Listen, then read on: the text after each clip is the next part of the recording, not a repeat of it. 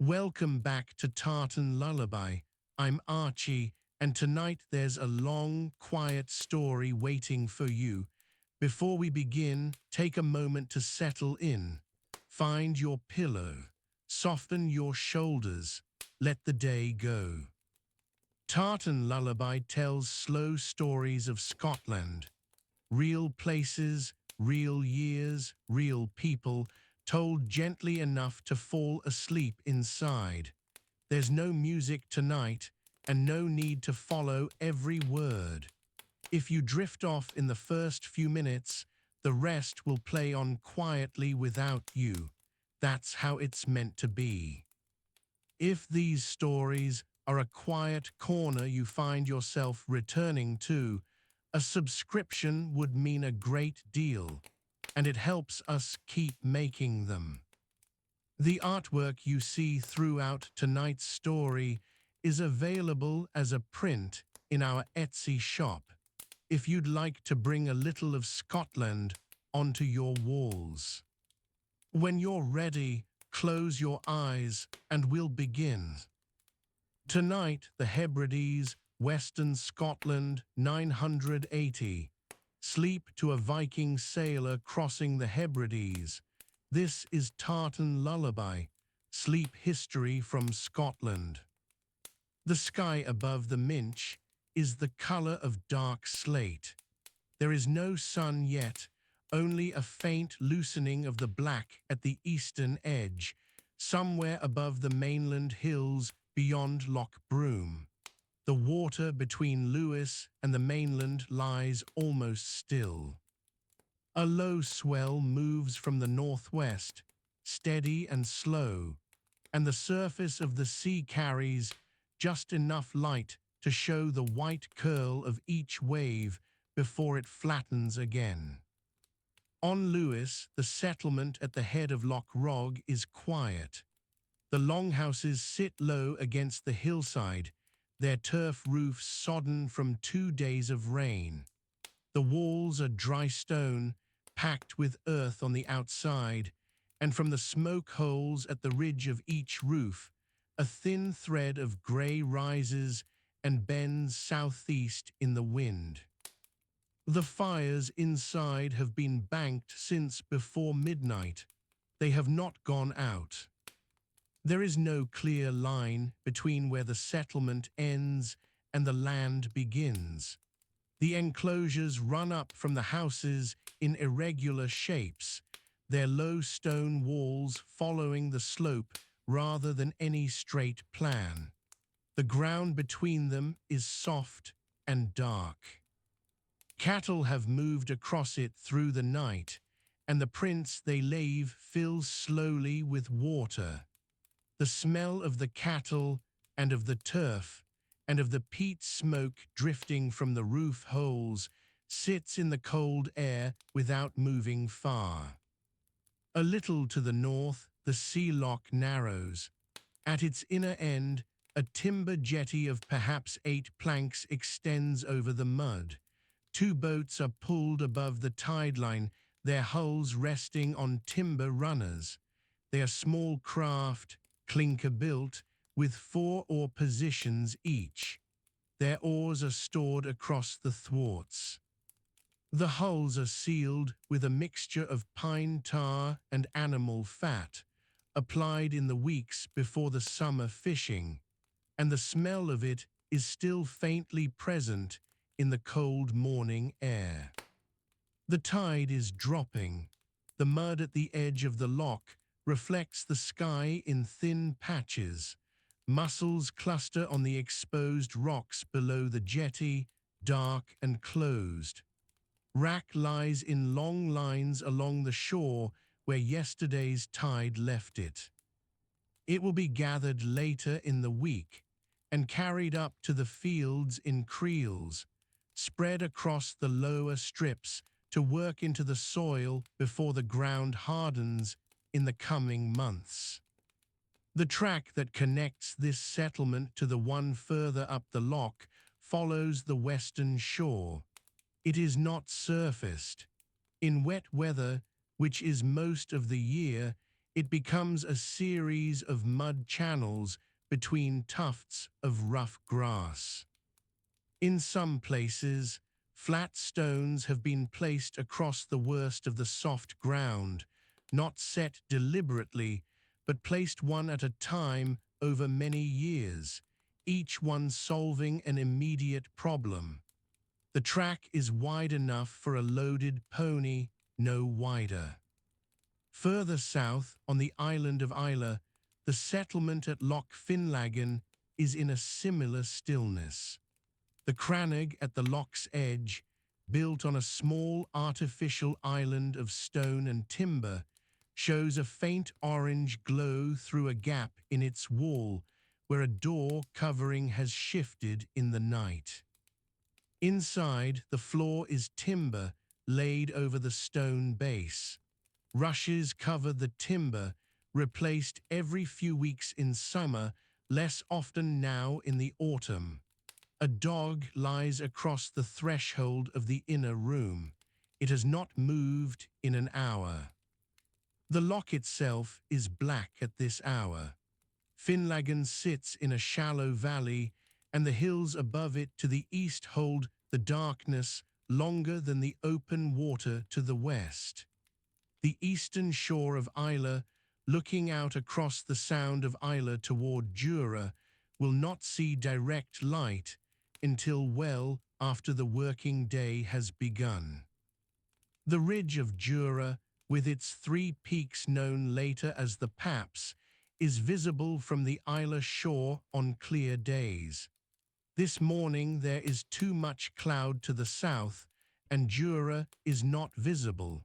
The sound between the two islands moves fast, as it always does. The currents there are strong enough to trouble a loaded boat at the wrong state of the tide. The Hebrides in the year 980 are not a quiet place in the sense of being sheltered from the world. Norse settlement is now 3 or 4 generations deep in most of the island chain. The place names on Lewis and Harris and on Skye are mostly Norse by this point. Loch Rog takes its name from a Norse word. Carloway on the western shore of Lewis carries a Norse ending. The men who live in these settlements are not simply Norse or simply Gaelic. They are both, in varying proportions that depend on which generation of a family you are asking about, and on whether the family came originally from the north or from the south. On the island of Colonsay, the hour before dawn in early October carries a particular cold. The island is small, roughly 8 miles from north to south. Its highest point is just above 140 meters. There is almost nowhere on Colonsay that you cannot hear the sea. At this hour, the sound of the surf on the western shore is the loudest thing on the island. The beach at Killeran Bay, on the northwest, takes the full force of the Atlantic swell. The sand is pale and deep, and the waves break far out across it. Nothing is moving on that beach yet. The eastern shore of Colonsay faces the Sound of Colonsay, and across it, the island of Oronsay, which at low tide is connected to Colonsay by a tidal strand. At low water, that strand is passable on foot, and it has been used for as long as people have lived here. The monastery on Oronsay was established in the early Christian centuries, and by 980 it is still in use, though smaller and more modest than it may once have been. The stone buildings that remain are simple: a cell, a small chapel, an enclosure wall. The monks are few, perhaps 4 or 5. They are awake before dawn each day. They have been awake for half an hour already. On Skye, the Sleat Peninsula in the south of the island is lower and more sheltered than the dramatic terrain further north. The Cuillin Mountains are not visible from here in the pre-dawn dark, but on a clear night, the outline of the northern ridges can sometimes be seen against the stars. This morning, there are no stars. The cloud came in from the southwest yesterday afternoon, and it sits low over the whole of sky, pressing down on the hillsides, turning to thin mist below the 500-foot contour. The settlement on the eastern shore of Sleat, facing the Kyle Ria Narrows, is one of perhaps a dozen on this peninsula. The houses are turf and stone, similar in construction to those on Lewis. The pattern of settlement across the Hebrides in 980 is consistent in this way. The materials are local and the methods are old. What changes from island to island is the degree of Norse influence in the way the farmstead is organized, in the names given to fields and hills and inlets, and in the tools stored inside the buildings. At Kyle Ria, the narrows between Skye and the mainland are perhaps 300 meters wide at their tightest point. The tide through the narrows is swift. Even in calm weather, the surface of the water there has a muscular quality, a visible push and pull that makes it clear the sea is doing work. Cattle have been swum across these narrows in summer, held by ropes from boats, the animals' heads just above the water. That practice is already old by 980. It will continue for another 900 years. But in October, the crossings are fewer and the water is not forgiving. The cattle on Skye have been brought down from the higher summer grazings over the past several weeks. The sheelings above the 500-foot line are empty now. The small stone shelters used through the summer months stand with their low doorways open to the weather. The grass around them has been cropped short. The paths between them and the valley settlements are still visible, worn into the hillside by the movement of animals and people over generations. On the island of Mull, the settlement at the head of Loch na Keal faces west across the loch toward the small island of Ailsa, and beyond it, the open water leading out to the Treshnish Isles. The sun, when it eventually rises this morning, will come from behind the hills to the east, and the interior of Mull will be in light before the loch shore is. The western-facing settlements on Mull live with this. The morning light comes late, and the evening light lingers. It is not a hardship. It is simply the shape of the day, as these people know it. Loch na Keal is a sea loch, and its water is salt. The seals that haul out on the rocks at its mouth are known to the people of the settlement. They are watched, but rarely hunted at this season. The grey seals have their pups in October on the outer rocks, and the sound of the pups carries inland on still evenings, a sound that everyone on the western seaboard of Scotland in this period would recognize without needing to name it. Back to the north, on Harris, the island that forms the southern part of what will later be called the Outer Hebrides, the landscape at dawn is one of rock and water.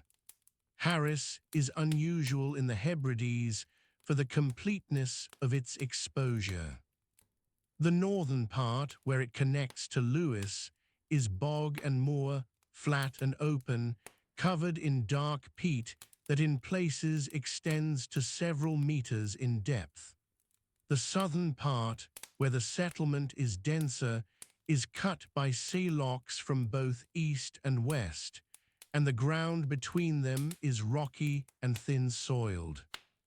The settlement at Leverburg, on the southern tip of Harris, sits above a shallow tidal bay. The bay is complicated by rocks and sandbanks, and knowing how to navigate through it is knowledge that must be learned over years. The local boats do it without apparent effort. A stranger would need to be guided in or out. The tides here run east and west through the Sound of Harris, which separates the outer islands from the smaller islands to the south, including the islands of Berneray and North Uist. On North Uist, the Machia stretches along the western shore. The Machia is a low coastal plain of shell sand, and in 980 it is some of the best farmland available anywhere in the Hebrides.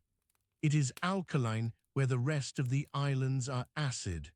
Crops grow in the Machia soil with less difficulty than elsewhere.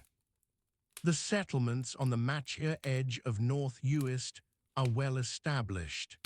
The field systems here are old. Some of them have been worked in essentially the same positions for more than 1,000 years before this date, and some of them will continue for another 1,000 years beyond it. At this hour on the Machia, there is nothing but the sound of the sea to the west and the occasional call of a wading bird. The curlew is abroad before dawn at this time of year. Its call carries a long way across flat ground.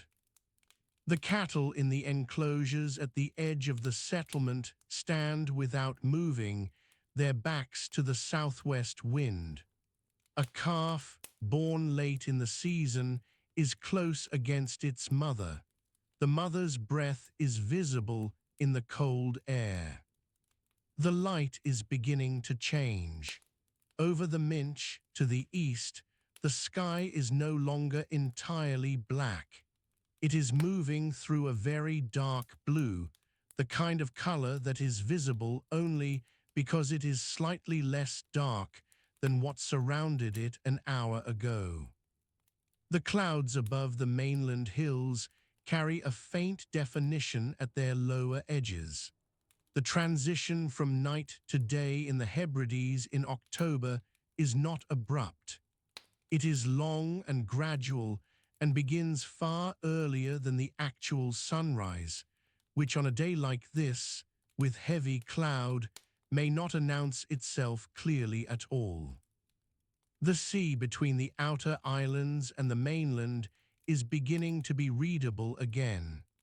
The Isle of Lewis, the largest of the Hebridean islands, extends 60 miles from north to south.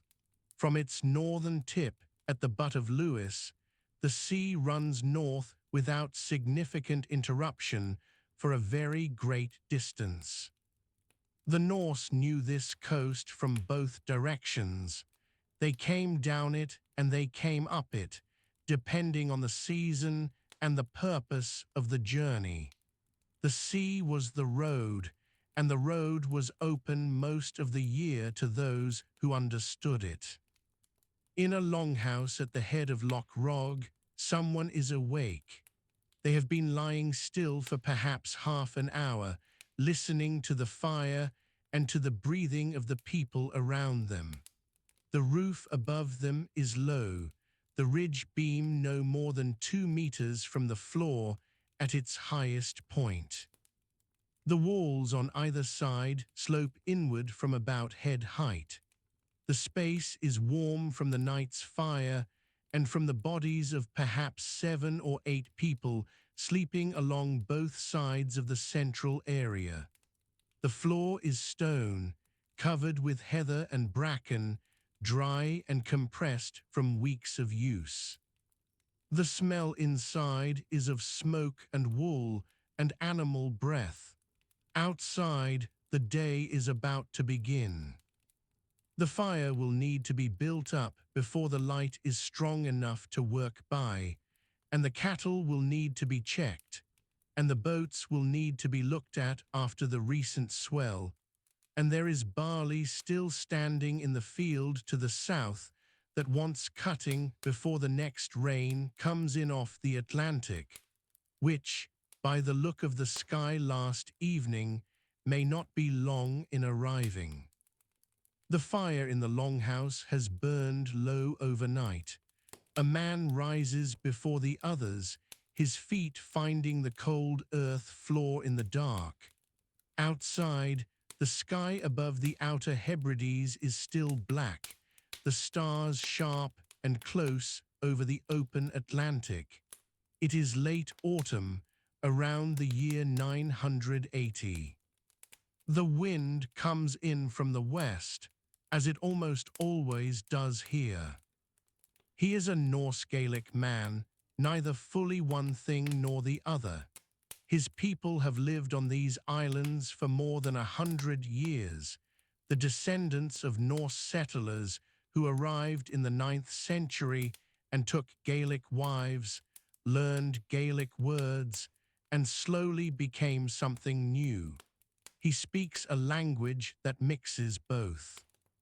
He worships, with some ambiguity, a faith that is still finding its footing between the Old Norse gods and the Christianity spreading slowly outward from the monasteries. He pulls on a tunic of undyed wool. It reaches to mid-thigh.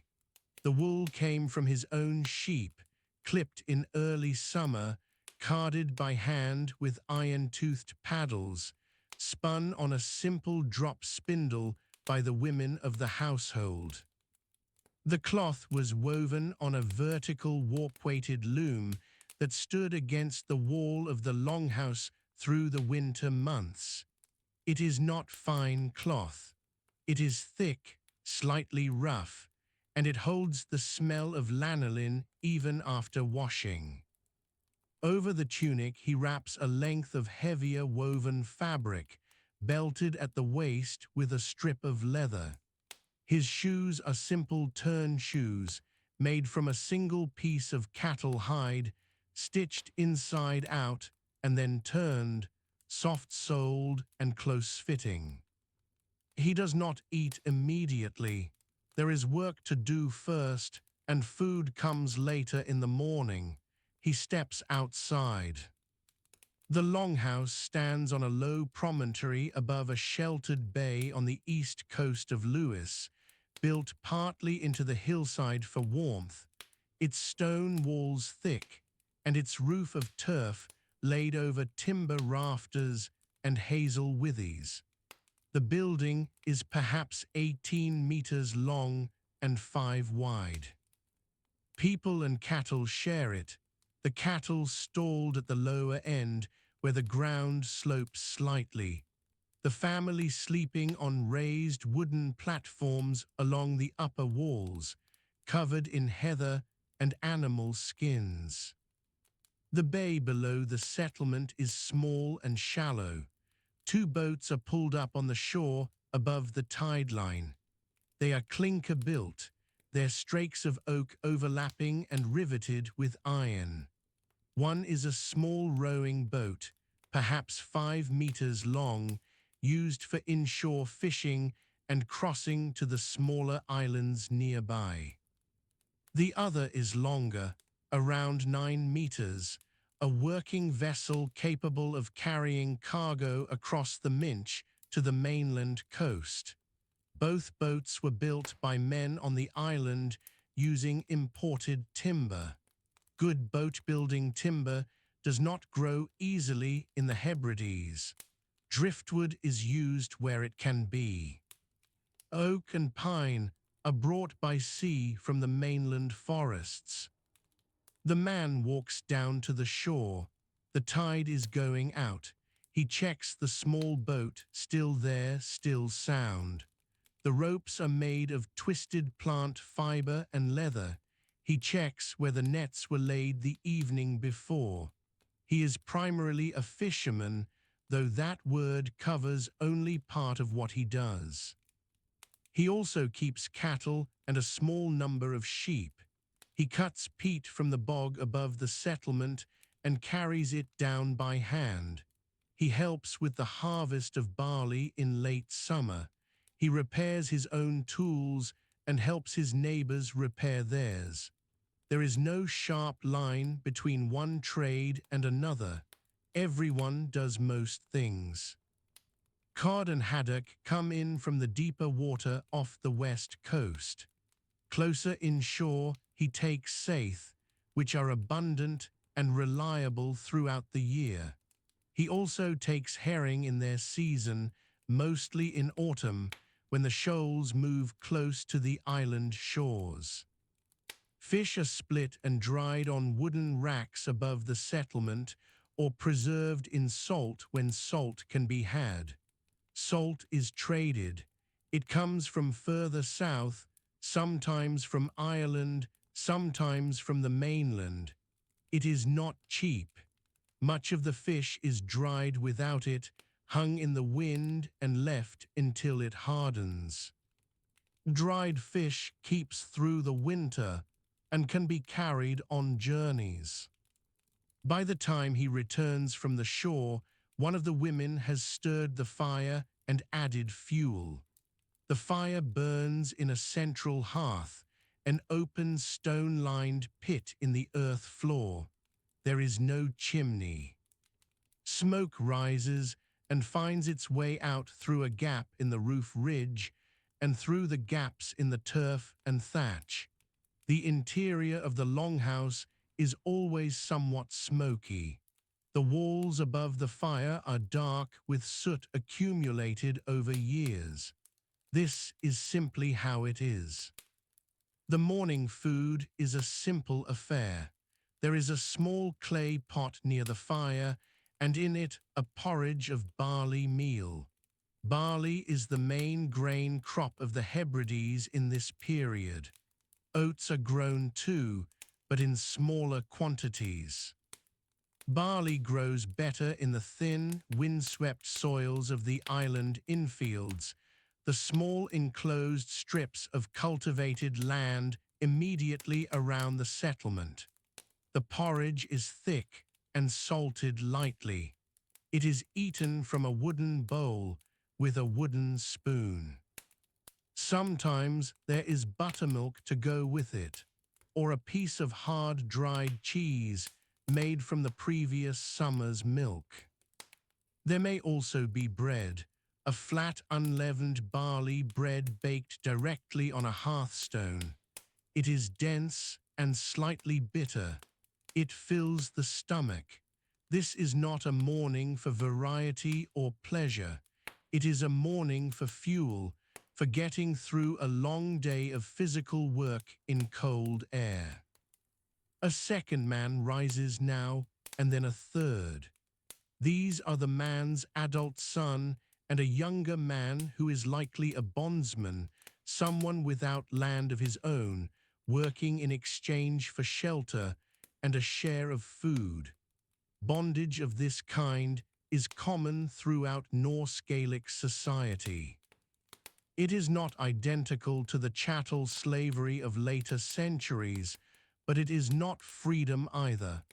The bondsman does the heaviest and least skilled work. He carries, digs, rows, and fetches. He eats what is left when others have eaten. The son is perhaps 17 years old. He has been working alongside his father since he was old enough to haul a net. He knows the inshore waters of this stretch of coast well. He knows where the currents run and where the saithe gather below certain headlands at certain states of the tide. This knowledge is not written down anywhere. It lives in him, passed through observation and practice over a decade of mornings like this one. The three of them walk together along the shore to where the net was set. The walk is perhaps half a mile. The path is not paved. It runs along the upper edge of the beach, over rough grass and exposed rock, in the grey pre-dawn light. The island is low here, and the view west is entirely open water. On a clear day, you can see nothing in that direction, only the Atlantic running unbroken to Newfoundland, though the men of this time do not know what lies beyond the western horizon. Some Norse travelers have sailed west and come back with stories. Most have not gone that far. The net has caught perhaps 30 saithe overnight. The men haul it by hand, coiling the net into the boat as they go. The net is made of plant fiber, likely nettle or flax, twisted and knotted by hand into a mesh of consistent size. The floats are pieces of dried wood or hollow cattle bone. The weights at the lower edge are stones with natural holes, or stones with leather thongs knotted around them. Every part of the net has been made by hand. Every part wears out and must be replaced. Mending nets is a constant occupation, done in the longhouse during the long winter evenings by firelight. Back up the slope from the shore, another part of the settlement is already moving. This is a small cluster of buildings, not a single longhouse, but a loose group of perhaps 4 or 5 structures. There is the main longhouse where the fishing family lives. There is a smaller building that serves as a storage and work space. There is a byre for the cattle when they are not on the hill pasture. There is a simple structure over a pit that serves as a place for salt and dried goods, slightly underground for cool storage. The settlement is not large. Perhaps 15 people in total live within it. Among those 15 people, the trades are divided in the rough way of a small subsistence community. The men fish and tend cattle. They cut and carry peat. They maintain the boats. They do the heavier construction work when something needs building or repairing. The women spin, weave, and sew. They process milk into butter and cheese. They prepare food and maintain the fire. They gather shellfish from the rocky shore when the tide is low, mussels and limpets mostly, which supplement the diet through the later months. They also gather seaweed, which is used as fertilizer on the infield strips in spring. There is a woman in this settlement who does something the others do not. She is older, perhaps 50, which is a considerable age here. She has knowledge of plants, of the uses of yarrow, of bogbean, of St. John's wort in its dried form, of the properties of certain mosses for dressing wounds. She is not a physician in any formal sense. There are no physicians in this sense within reach. The nearest thing to organized medicine would be found in a monastery, and the nearest monastery is some distance away, on the coast of the mainland, perhaps at Applecross or further south. She is simply a woman who has paid attention over a long life, whose grandmother taught her, and who treats what she can with what she has.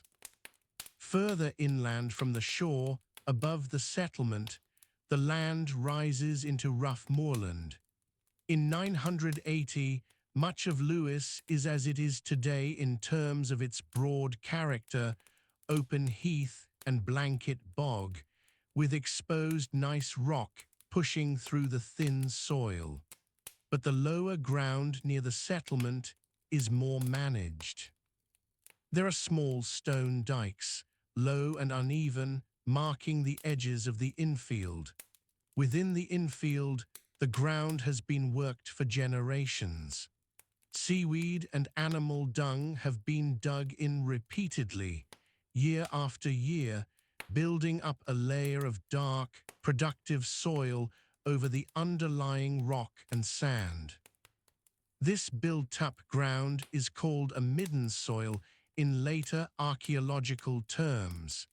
It holds warmth and moisture better than the raw moorland. It grows barley reliably in a good year. Beyond the infield, the cattle graze on the common pasture, watched by the younger children of the settlement. Cattle are the most important measure of wealth here. A man's standing in his community is partly determined by how many cattle he keeps.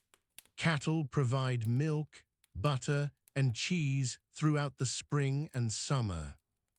In autumn, some are slaughtered, the meat salted where salt allows, or smoked over the peat fire. The hides are cured and used for shoes, for bags, for straps, for the binding of tools. The bones are used for needles, for handles, for toggles. Nothing is wasted. The iron that the settlement uses comes from elsewhere. There is no ironworking here on any significant scale. Small repairs might be made with what is available, but iron tools and implements are made by smiths working on the mainland or traded through the networks that connect these islands to the wider Norse Gaelic world. A good iron knife is a valuable object. A man carries one every day. It has many uses, from cutting fish to trimming leather to shaping wood. The blade is not long, perhaps 10 centimeters, with a simple wooden or bone handle. Woodworking of a basic kind is done within the settlement. A man who can use an axe and a draw knife can produce the bowls, the handles, the simple furniture, the wooden pegs and frames that daily life requires. Wood is scarce, as it is across most of the Hebrides, and is treated carefully. The best timber is imported and reserved for boat building. Everyday woodwork makes use of driftwood, of hazel coppiced from the few sheltered gullies where it grows, and of alder found near the inland locks. By mid-morning, the 3 fishermen are back at the settlement. The saithe have been gutted on the shore, the offal left for the gulls that gather immediately and without hesitation. The fish are being split and laid on the wooden drying racks. The net has been spread out over a low stone wall to dry and will be inspected later for damage. The bondsman has already left again with a creel on his back, heading up the hill to the peat bank. The creel is a basket of woven hazel, carried by a leather strap across the forehead, the weight resting on the upper back. It holds perhaps 20 kilograms of dried peat when full. He will make several trips before. The grey light comes slowly over the Minch.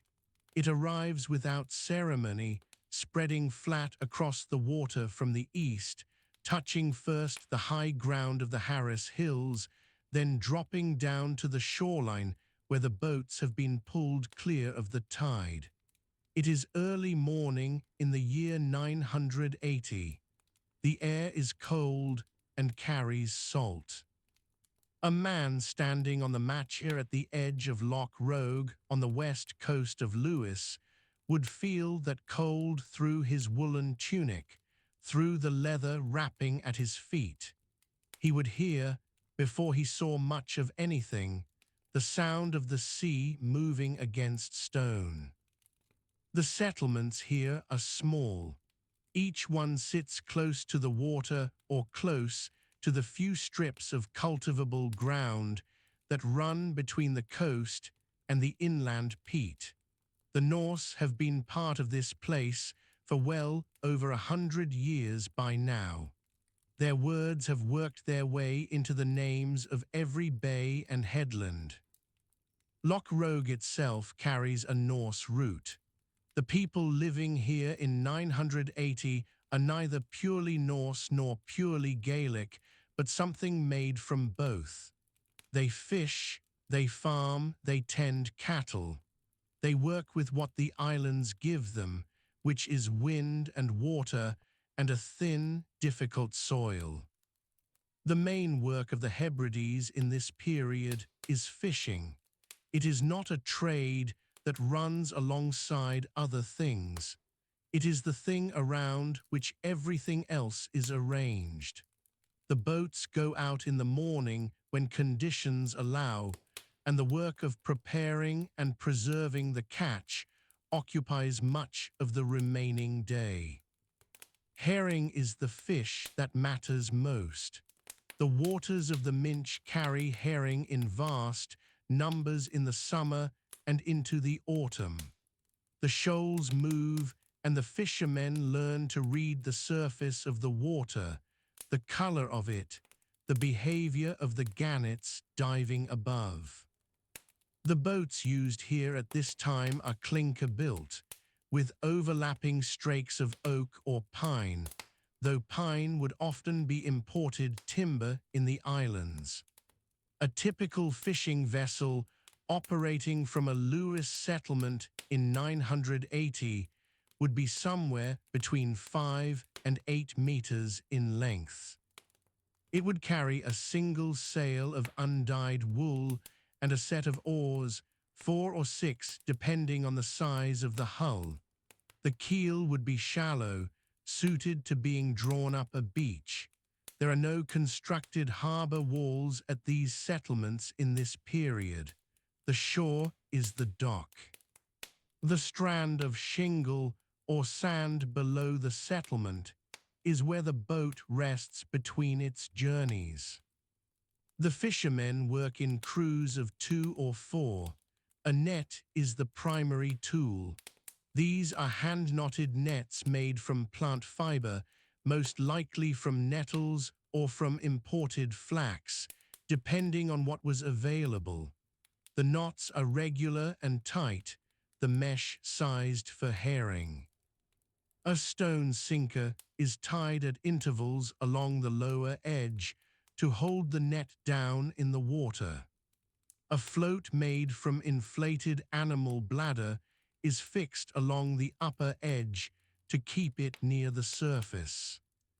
The net is paid out over the side of the boat by hand, arm's length by arm's length, a slow and physical task that requires 2 people working in rhythm. Once the net is set, it may be left to drift for some hours. The crew waits. The sound at this point is the water against the hull, the occasional cry of a seabird, the creak of the wooden thole pins where the oars rest. The men may eat while they wait. Dried fish from the previous catch, perhaps, or a piece of flatbread made from barley flour baked on a flat stone the evening before. They drink water from a leather flask. There is nothing else to do until it is time to haul. Hauling the net is the hardest part of the work. Both men pull together, hand over hand, bringing the net back over the gunwale in folds. Herring caught in a good set thrash and flash silver as they come up. The weight of a full net, with the fish, with the water held in the mesh, is very considerable. The arms and shoulders carry the strain of it. The hands, already roughened by the cold water and the constant handling of rope and wood, are wet and raw by the time the net is fully back in the boat. The fish are shaken or picked free from the mesh and fall into the bottom boards of the hull. On a good morning, the boat might carry back to shore somewhere between 50 and 200 herring. Some mornings it is much less. The sea does not promise anything. The crew rows back toward the settlement, the weight of the catch sitting low in the hull.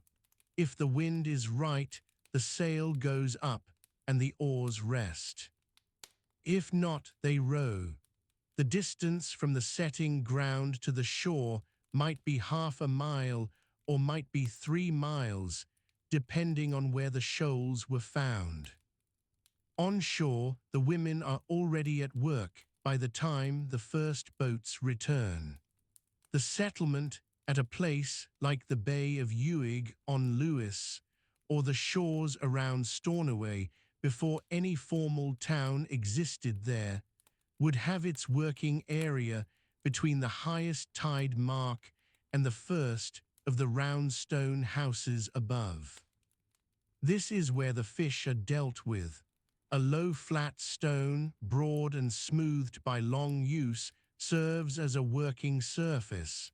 A short knife with a bone handle and an iron blade is the tool. The head comes off first, one cut. Then the belly is opened and the guts drawn out. This takes practice and speed. A woman who has done this for many years can gut a herring in under 10 seconds.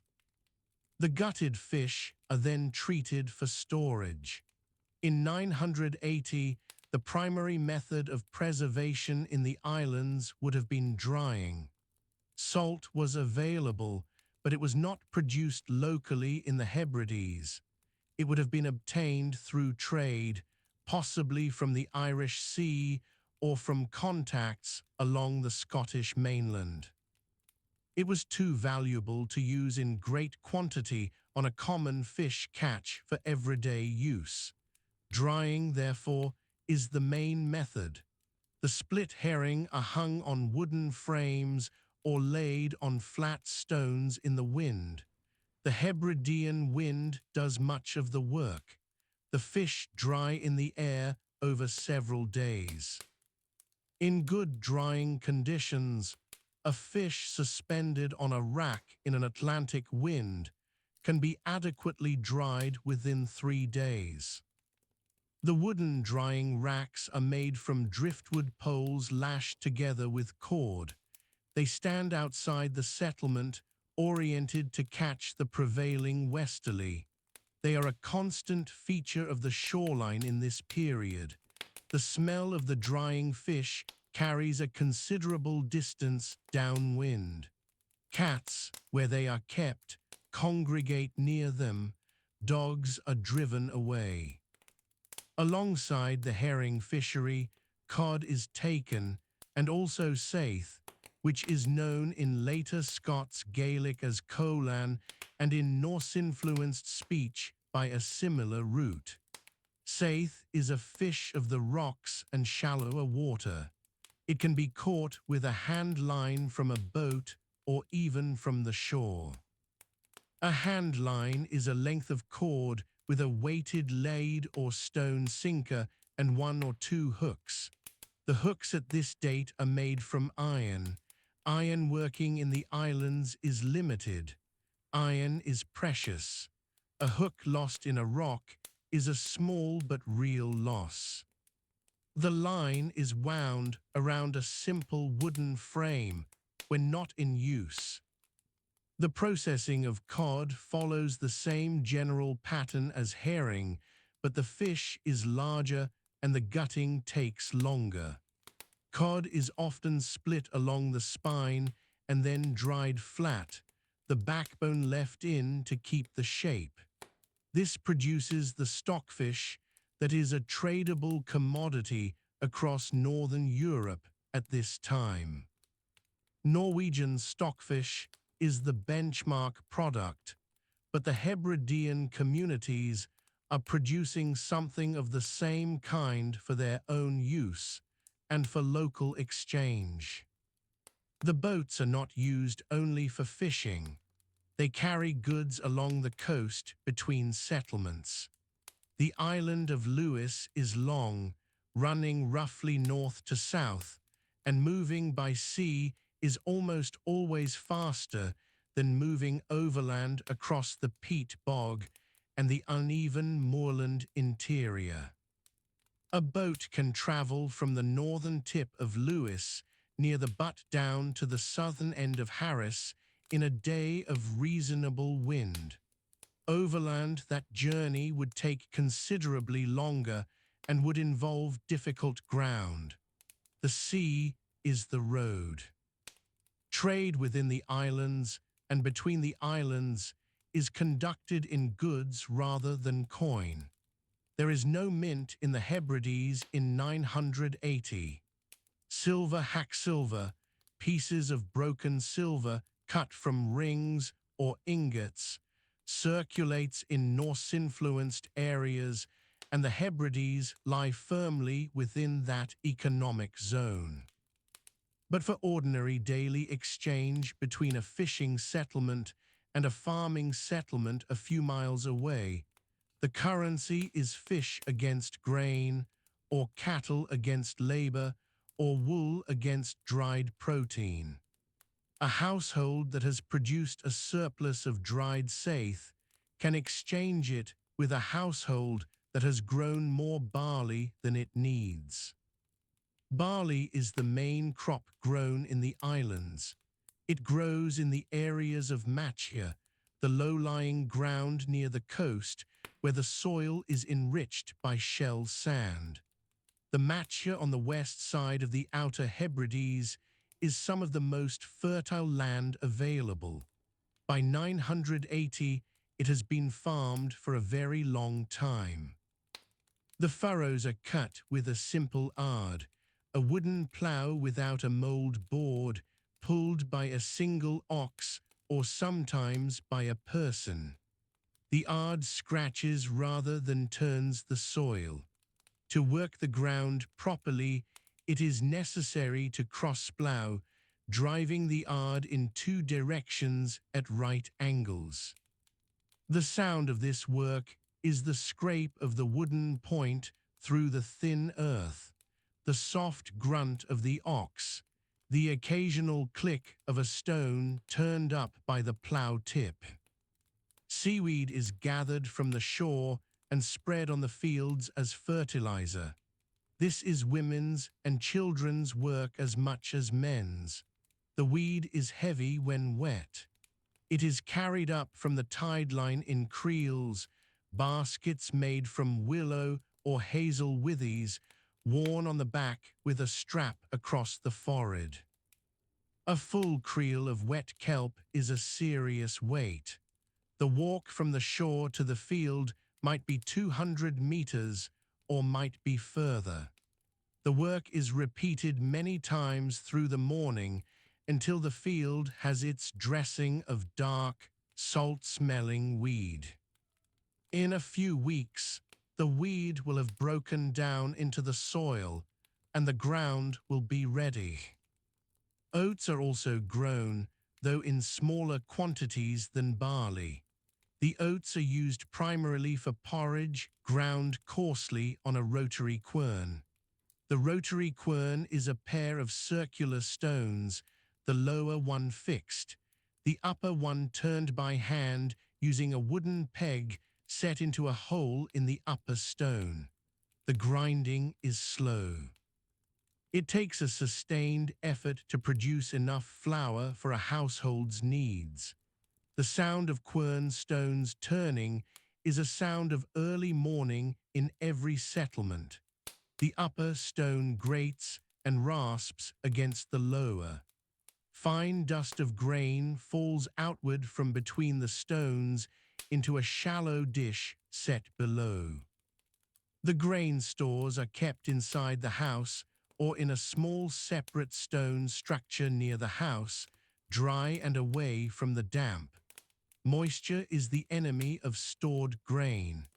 The buildings in a Hebridean settlement of 980 are low and thick-walled. The walls are of dry stone construction, two faces of roughly shaped stone with a rubble fill between. The roof is timber framing laid with turf and perhaps some thatch of heather or bent grass. The eaves come down low. Inside there is a central hearth, the smoke finding its way out through the roof or through a small gap in the wall. There are no windows in the modern sense. Light comes through the doorway, which faces away from the prevailing wind. Cattle are kept, and they matter greatly. A household's cattle represent its primary wealth after land and boat. The cattle at this period in the Hebrides are small and hardy, the ancestors of the later Highland cattle, dark in color, well adapted to the damp and the cold. They graze on the rough ground behind the settlement through the summer months. In the autumn, they are brought closer in, and in winter they share the longhouse or a connected byre with the human occupants. Their body heat is useful. Their dung is collected and dried for fuel. Nothing from them is wasted. Wool from the small native sheep of the islands is spun and woven here. The spinning happens indoors in the evenings by firelight. The spindle is a weighted wooden shaft. The raw fleece is drawn out by hand and twisted into thread as the spindle drops and turns. A woman spinning can produce a moderate length of thread in an evening. The thread is woven on a simple vertical loom, the warp threads held taut by small clay or stone weights hanging from their lower ends. The loom stands against the wall of the house. The weaving is done standing. The weft thread is passed through by hand, and a wooden beater presses each new row tight against the last. The cloth produced is coarse and dense. It keeps out the wind well. It does not keep out rain entirely, but wool, even wet, retains some warmth. The garments worn here are tunics reaching to the knee, trousers of similar cloth for the men, longer garments for the women. Cloaks are fastened at the shoulder with a pin of bone or iron. The wool is rarely dyed in the settlements. The natural color of the fleece, a gray-brown or cream, is the color of the clothing. Only cloth obtained through trade might carry color. The tide has been going out since mid-morning. The rocks below the settlement are exposed now, dark with weed. A boy is moving along the tide line with a small basket, gathering limpets from the wet stone. Limpets are prized off with a flat piece of iron or a hard-edged stone. They come away with a short, sharp effort. The boy works methodically, moving from rock to rock. The limpets will be eaten today, boiled in an iron pot over the hearth, or they will be used as bait on the hand lines. Both uses matter. The gathering takes perhaps an hour and the basket at the end of it. The fire has been low since before dark. It sits in the center of the floor on a flat hearthstone, and the smoke rises slowly toward a hole in the thatch above. There are no windows. The only light in the room comes from the fire itself, and from a single small lamp burning seal oil in a shallow stone dish. The walls are thick. They are built from two faces of dry stone with rubble packed between them, and they stand about 1.5 meters high before the roof timbers begin. The roof is the most important part of the building. The rafters are laid at a shallow angle, resting on the tops of the walls, and over them go layers of turf, then heather, then a final layer of straw or bent grass bound with twisted heather rope. The whole structure is low and heavy and close to the ground. It has to be. The wind off the Atlantic in October moves at speeds that would strip a lighter roof clean away. The house has learned from the weather over many generations. Inside, the floor is beaten earth. Along the two long walls, there are low platforms built from flat stones and topped with heather. These are the beds.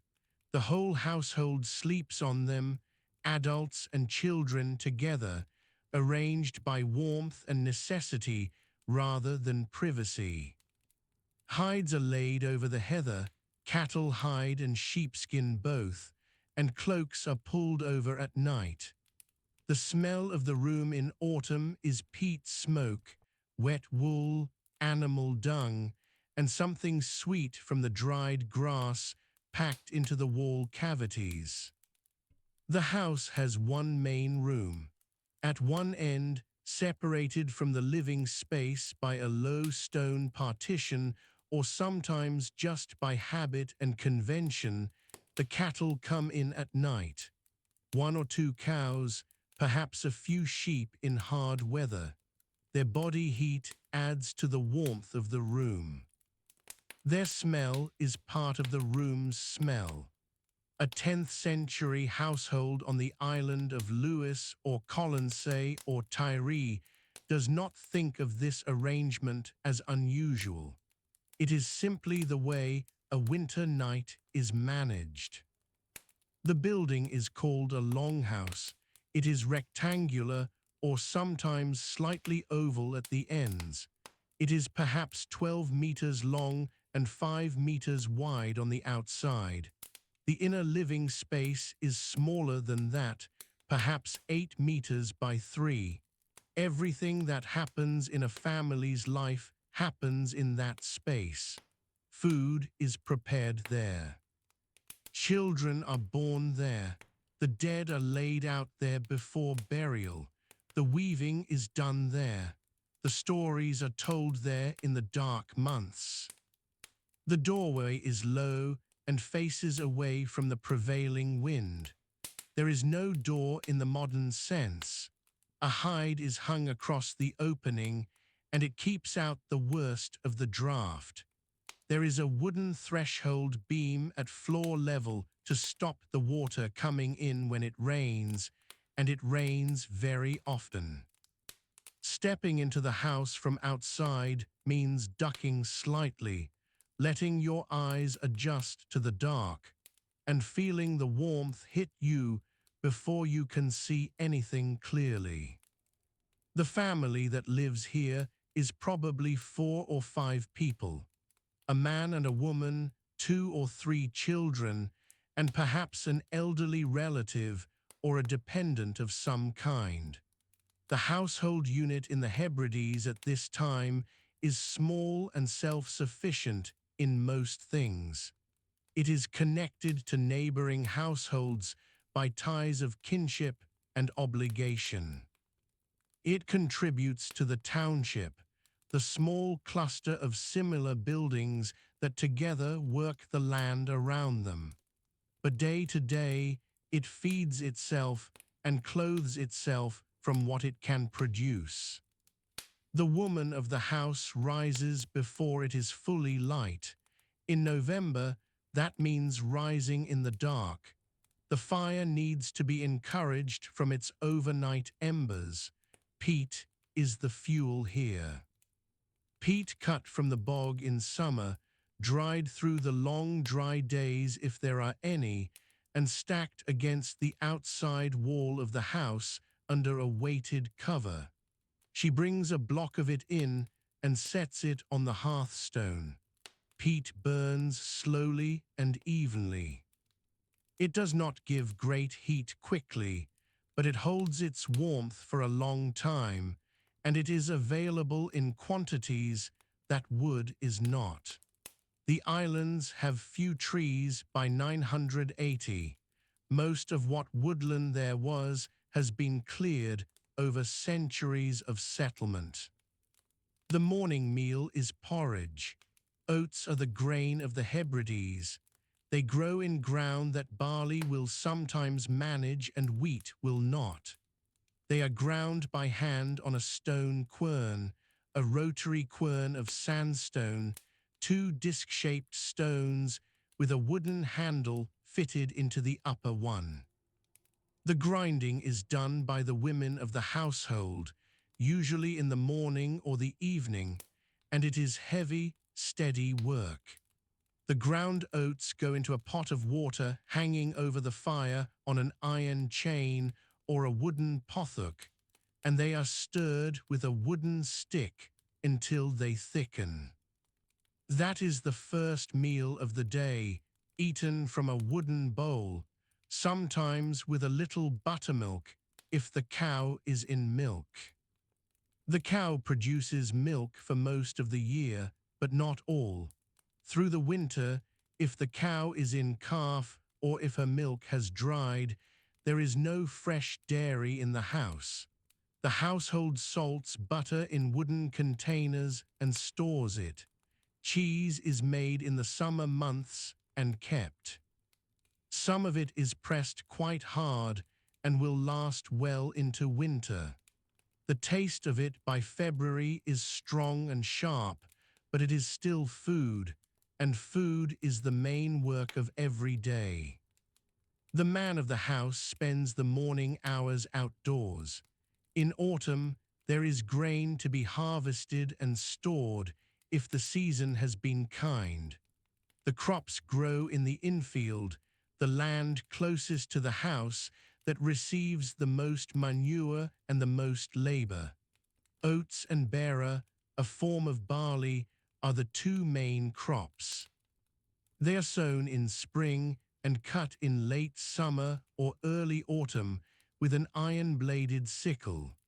The stalks are bound into sheaves and set upright in small stooks to dry. Then they are carried to the house or to a small outbuilding and stored under cover. The grain is beaten from the heads with a wooden flail on a flat stone. The sea is always close. On most of the Hebridean islands, you are never more than 5 or 6 kilometers from salt water. Fishing is part of the household economy, not its main part, but a consistent supplement. The boats used at this time are small. A 6-oared vessel might be shared between several households of a township. Fishing goes on from late spring through to autumn. The main catches are cod, saithe, and herring. The fish are split, salted, and dried on flat rocks or on wooden frames. Dried fish laid in through the summer will be eaten through the winter. Shellfish require no boat and no net. Limpets can be gathered from the rocks at low tide at any time of year. They are eaten raw, boiled in water, or roasted directly on the hearthstone. They are not considered choice food. They are what you eat when other food runs short, or when the weather has kept the boat ashore for several days. Children gather them.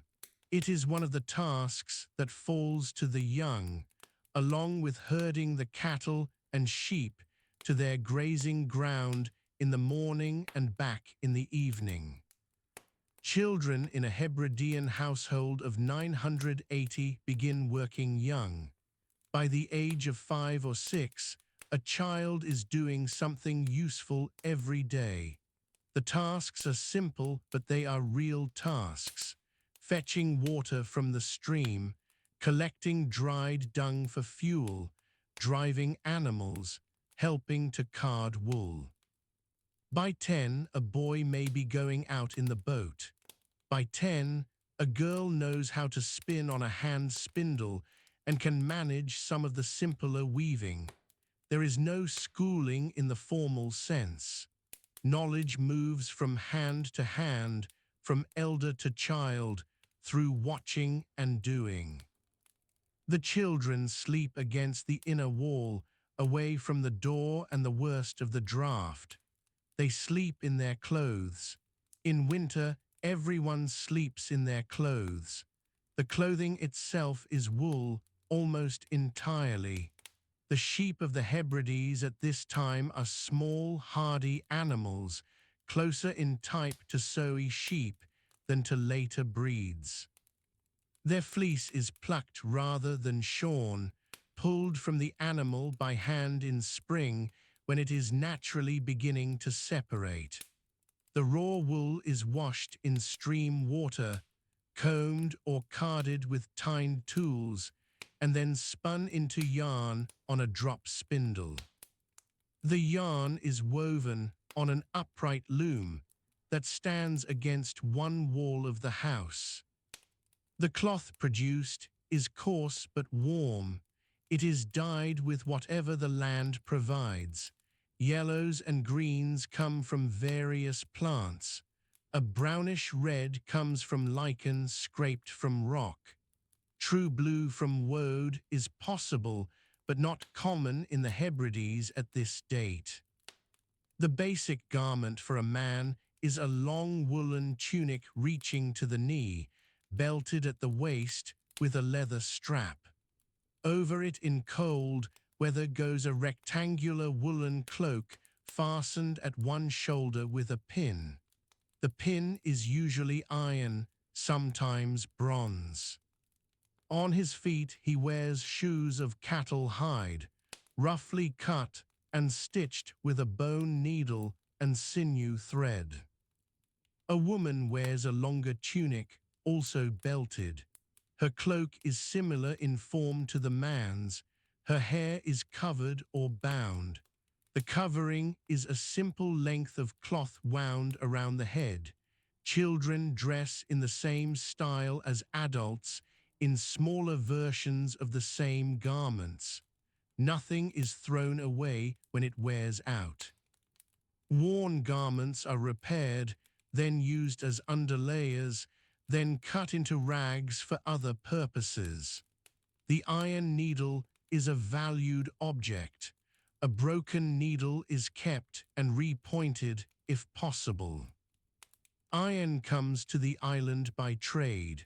The Hebrides have no iron deposits of their own.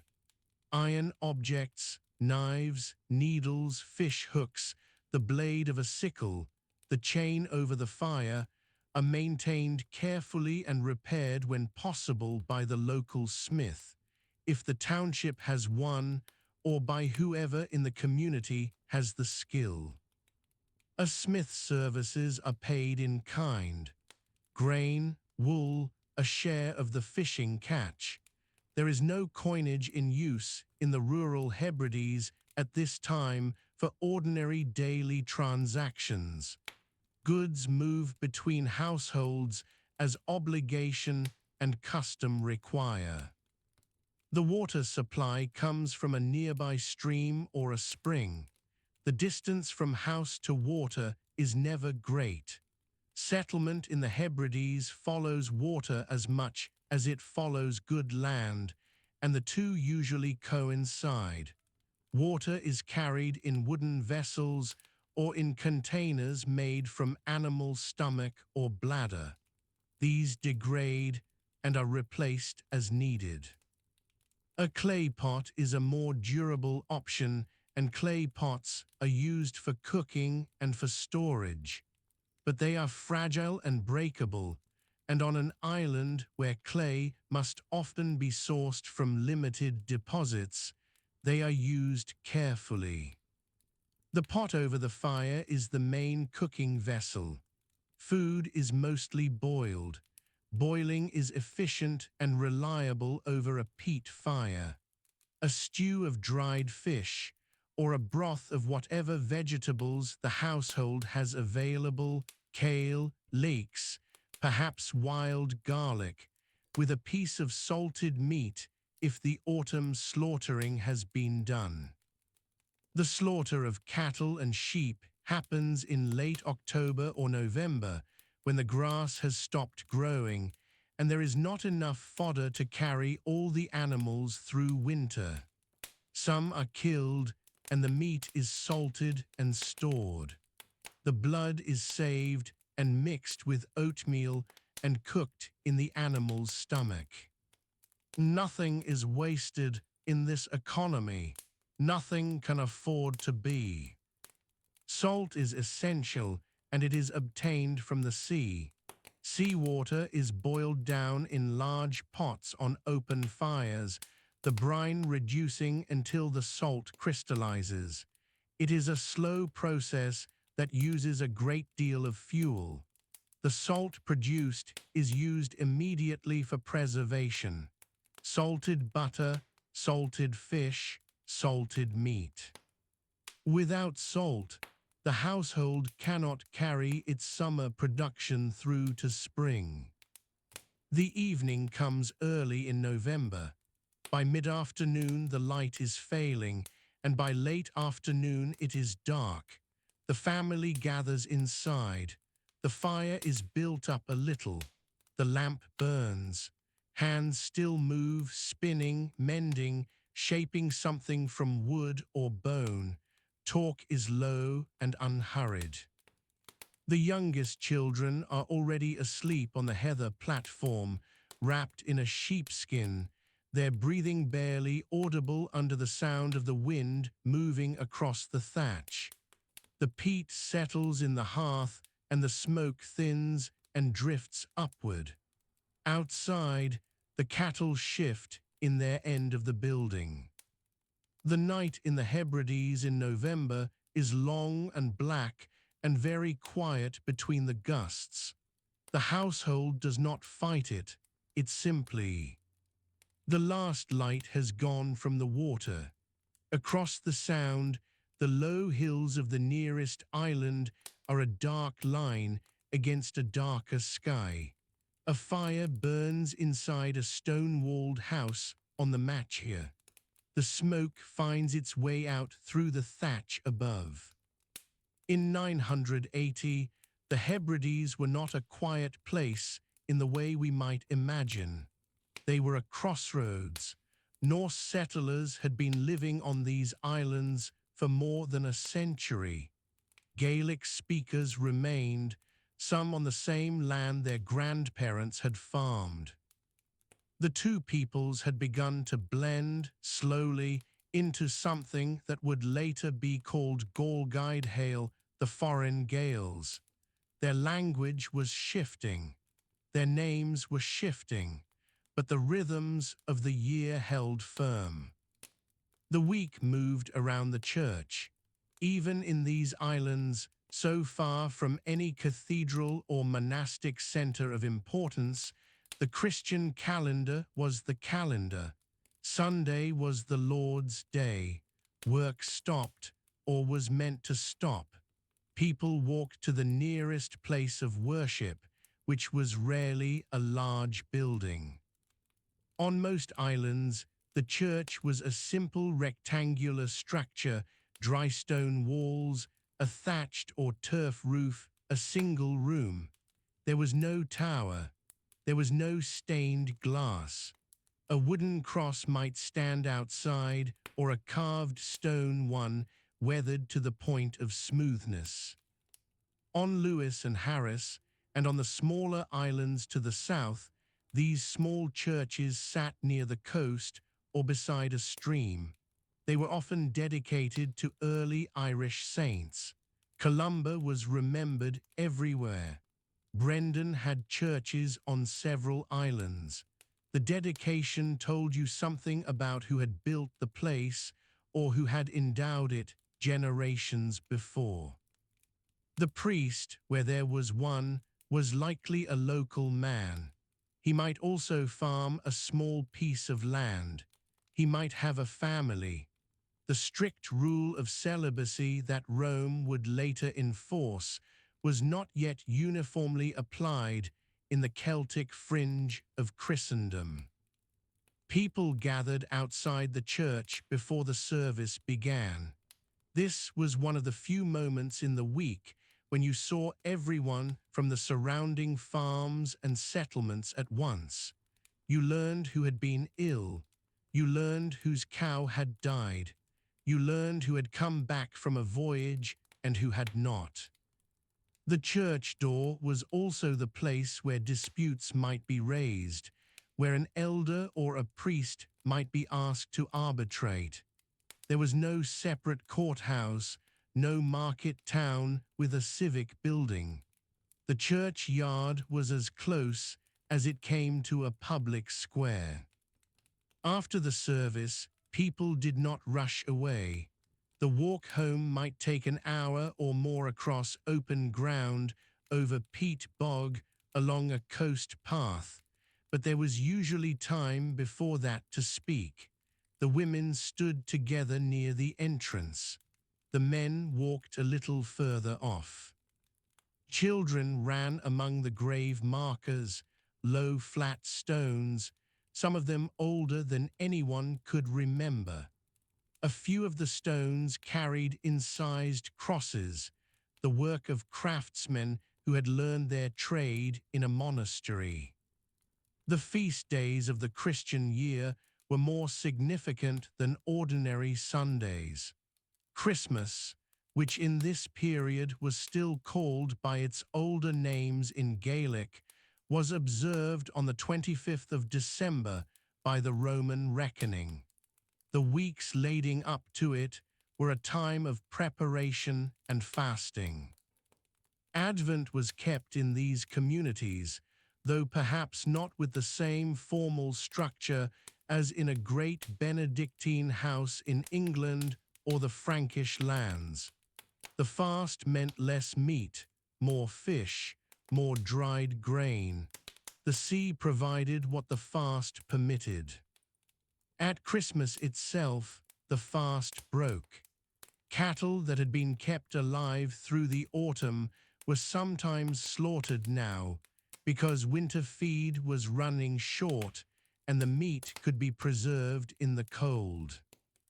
Salted beef boiled in an iron pot with dried peas or barley was a feast by the standards of a Norse Gaelic island household in the late 10th century. Ale was brewed. It was not a wine-drinking culture. Barley was malted and fermented in small batches. The ale was thick and low in strength by later standards, but it was festive. Easter was the other great hinge of the year. It came in spring, when the light was returning and the ground was beginning to soften. The fasting through Lent was longer and harder than Advent. By March, the stores of grain and salted meat from the autumn were diminishing. Fresh food was scarce. The sea was often too rough for the open boats to go far.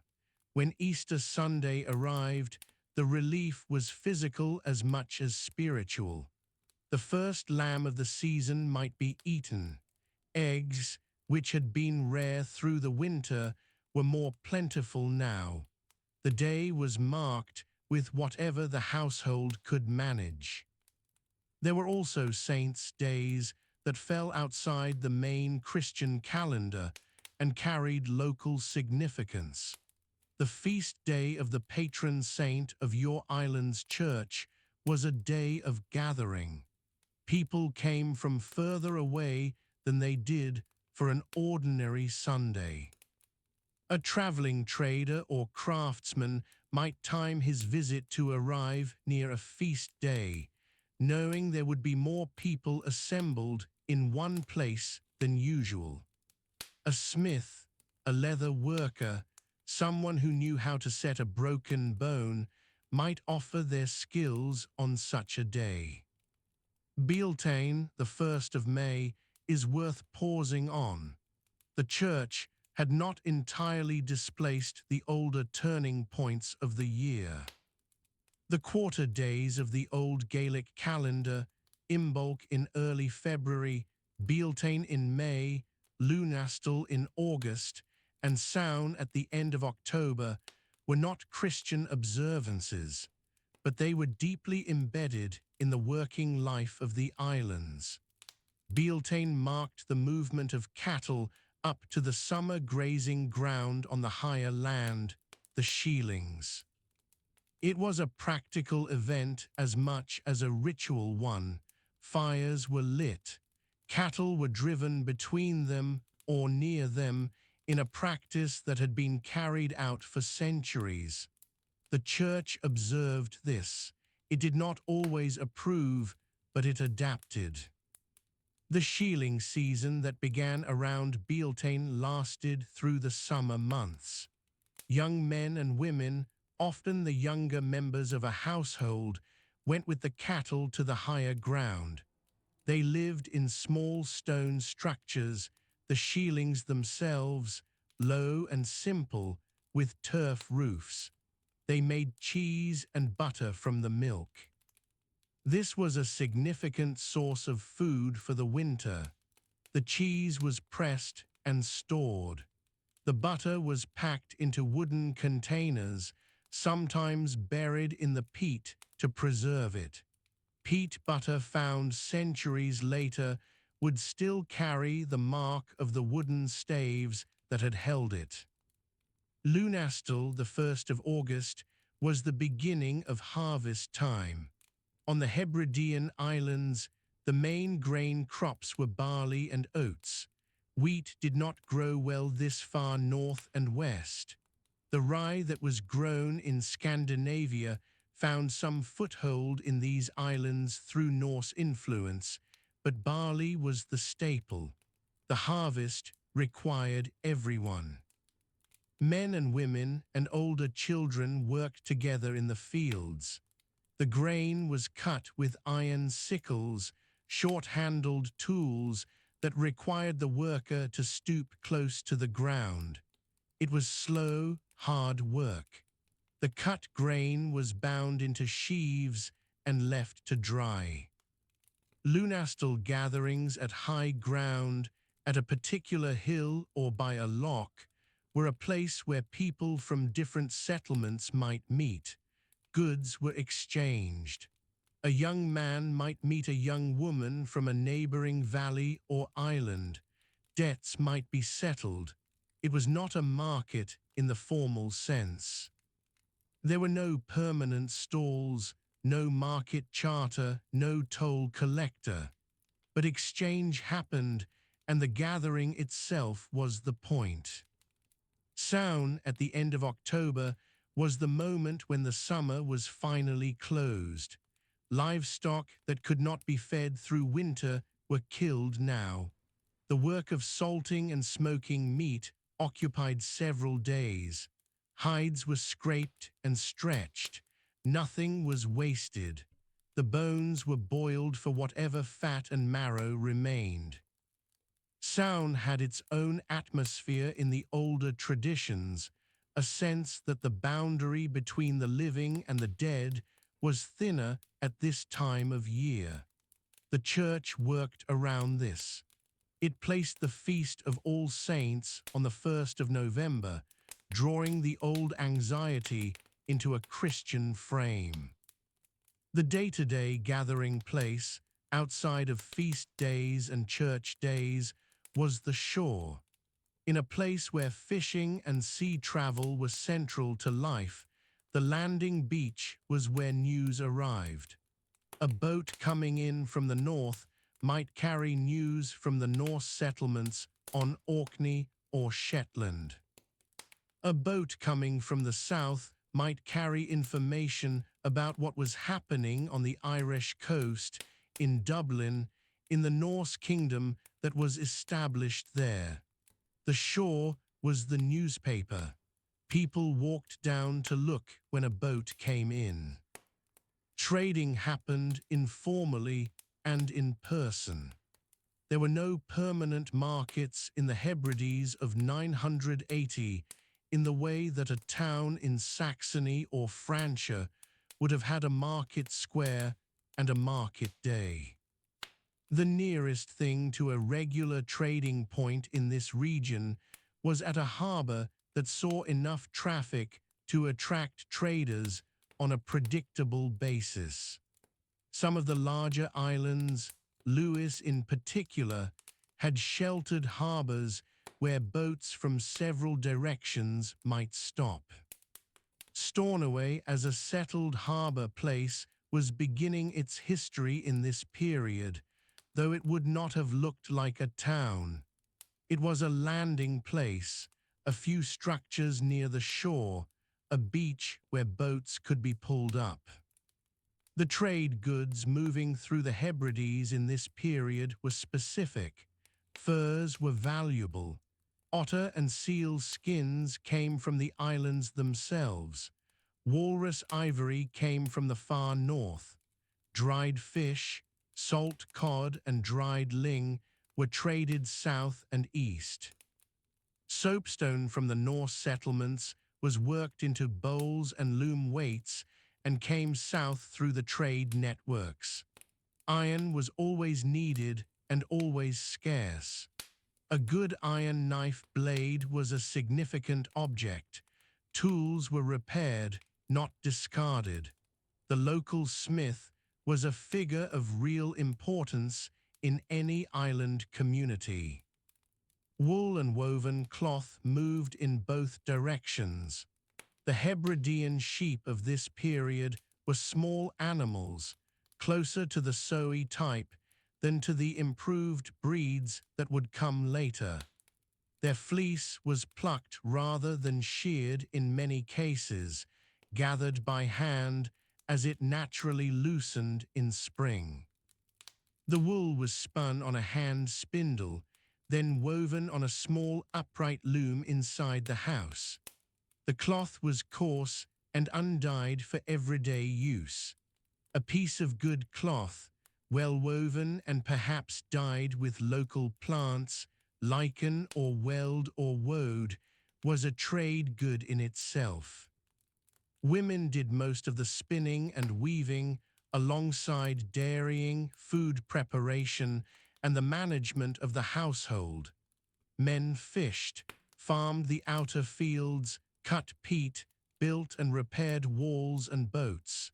These were not rigid divisions. During harvest, everyone worked in the fields.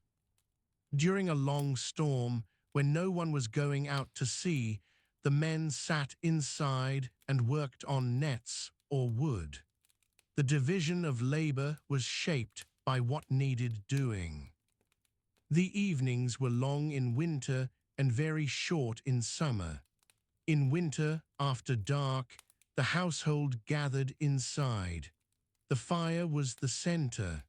There was no other light worth speaking of, or rather, there were rushlights and tallow lamps, small dishes of animal fat with a wick of twisted plant fiber, but they gave little illumination. People sat close to the fire. Children were put to sleep near its warmth. Adults talked or listened. Stories were told. This was the oral culture that preserved genealogy, mythology, the history of families and of the land. The Norse settlers had their own tradition of oral story, the saga form that would later be written down in Iceland. The Gaelic tradition had its own deep roots in storytelling and praise poetry. In the Hebrides of 980, these two traditions were not entirely separate.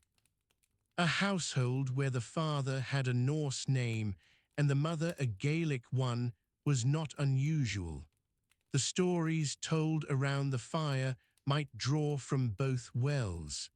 This blending was not recorded by anyone at the time. It left its traces in names, in place names above all, and in the later literature that eventually found its way onto vellum. Sunday mornings in October began in the dark. The house had been banked for the night, the fire covered with ash to preserve the coals. By the time the household was awake and moving, the sky over the east was only beginning to lighten. The walk to church might cross 2 miles of wet ground, past the edges of ploughed fields stripped bare after harvest, past a loch where a few geese were. The Atlantic came in from the west every evening, carrying salt and the smell of open water. Along the shorelines of the outer Hebrides, the matcha grass lay flat in the late autumn wind. It was the year 980, and the light was failing early. The days had been shortening since August, and by October the sun was gone by mid-afternoon, leaving the islands in a long grey dusk that settled over the land like a second skin. The matcha itself was a thin strip of territory. It ran along the western coasts of islands like South Uist and Tiree, perhaps a quarter of a mile wide in the broader stretches. The soil there was made of crushed shell and blown sand, pale and alkaline, unlike anything on the peaty ground further inland. In summer, it had been covered in clover and yellow rattle and wild thyme. By late October, that same ground was cropped short and brown, grazed down by the cattle that had been moved there through the warmer months. Those cattle were smaller than modern breeds. They were a dark, shaggy stock, carrying coats already thickening for winter. By November, they would be brought closer to the settlements or in severe weather moved into the lower parts of longhouses. The longhouses themselves sat low to the ground, built of double-skinned drystone walls packed with earth and turf. The roofs were heather thatch weighted with stones and ropes made from twisted maram grass. A house in South Uist in 980 might measure 15 meters in length and 5 in width. It held people and animals under the same roof, with no internal partition except a low stone curb. The peat smoke from those houses drifted east. The wind almost always came from the west, and so the smoke moved inland, out over the moorland, thinning as it rose. Inside, a fire burned on a flat stone hearth set into the floor. There was no chimney. The smoke found its way out through the thatch slowly, over hours, leaving a thick, dark residue on the roof timbers above. Those timbers were valuable. Timber was scarce in the Hebrides in 980. There were no native forests on the outer islands. Every wooden beam, every axe handle, every boat plank had either been brought from the mainland or drifted in as flotsam. The inner islands told a different story. Isla and Mull still had areas of birch and hazel woodland in the sheltered glens and along the banks of their rivers. On Mull, the river Lussa ran south through a narrow valley where alder grew close to the bank. The alder roots held the soil against the autumn spates. The spates came in October and November when the upland peat was saturated and the rain ran off the hills in sheets. The river would rise a meter in a single afternoon, carrying brown peat water out into the sea at Loch Spelv. By evening it was still, the surface flat and dark, reflecting what remained of the light. Those rivers were full of fish. The salmon runs in the Hebridean rivers in the 10th century were not yet under any organized management or ownership. The fish came in from the Atlantic in late summer and autumn, moving up through the tidal reaches and into the fresh water above. In a small river like the Lussa or the Bava's water on Lewis, a run of salmon in October would have been visible from the bank, the fish holding in the pools, their backs breaking the surface. People netted them and speared them from the shallows. They smoked them over peat fires and dried them in the wind. Salmon was not a luxury in the Hebrides in 980. It was a staple of the autumn season. Lewis was the largest of the islands, and its interior was almost entirely blanket bog. The blanket bog had been forming for 4,000 years, since the original forest cover had been cleared and the rain had begun to saturate the ground. By 980, the peat in some parts of Lewis was 3 meters deep. It was cut from late spring onwards, the turves stacked and dried through the summer, then carried to the settlements before winter. A family would need several thousand turves to last through to April. The cutting and carrying of peat was one of the main organizing activities of the year. The coastline of Lewis was deeply indented. Loch Rogue on the west coast was a broad sea loch with several smaller basins running off it. In 980, it was a sheltered anchorage, and the tidal narrows at its entrance were used by boats moving between the outer coast and the inner channels. Norse settlers had been in Lewis for several generations by this time. The place names around Loch Rogue reflected that presence. Bernera, from the Norse meaning bare island, sat in the mouth of the loch. The farms around the loch were Norse in their organization, with long infield strips running back from the shore. A generation earlier, around 950, the Norse presence in the Hebrides had been more assertive and less settled. The settlements that existed in 980 had had time to harden into something more permanent. The fields around the farms near Loch Rogue were more clearly defined in 980 than they had been 30 years before. Infield ground close to the settlement was cultivated annually, manured with the dung from the cattle yard and with seaweed dragged up from the shore. The outfield ground further back was broken occasionally and then left to recover for several years. The division between infield and outfield was not marked by walls in most cases.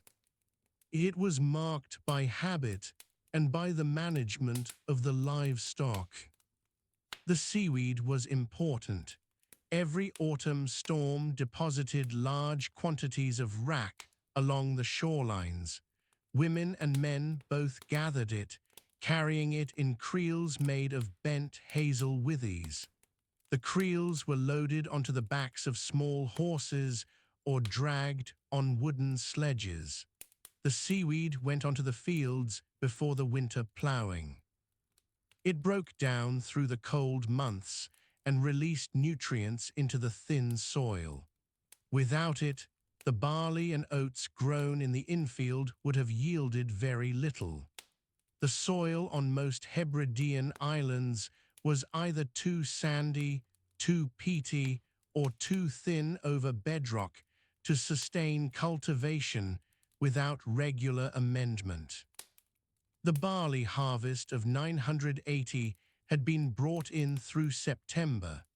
On Tiree, which was the most productive of the Hebridean islands for cereal growing, the fields had been cut with iron sickles. The grain was dried over low fires in stone-built kilns before being ground on rotary quern stones. The quern stones were made from a hard stone, often imported from the mainland or from specific outcrops known for their coarseness. On Tiree, the ground was flat enough and the matcha broad enough that the cultivated area was larger than on most other islands. The Norse farmers who worked that ground in 980 were probably the grandchildren of men who had arrived in the early 10th century. The seas around the Hebrides in October were running with grey Atlantic swells. Fishing boats did not venture far from shore at that time of year. The boats used by the island communities in 980 were clinker-built, with overlapping strakes of oak or pine planking fastened with iron rivets. They were double-ended, able to be beached stern first as well as prow first. A typical fishing boat on Lewis or Isla in 980 might be 8 to 10 meters in length, crewed by 4 or 5 men, and used for both fishing and coastal trading. These boats could also cross to the Irish coast or to the Scottish mainland, but those crossings were made in summer, when the weather was more predictable. The harbours, such as they were not built structures in 980.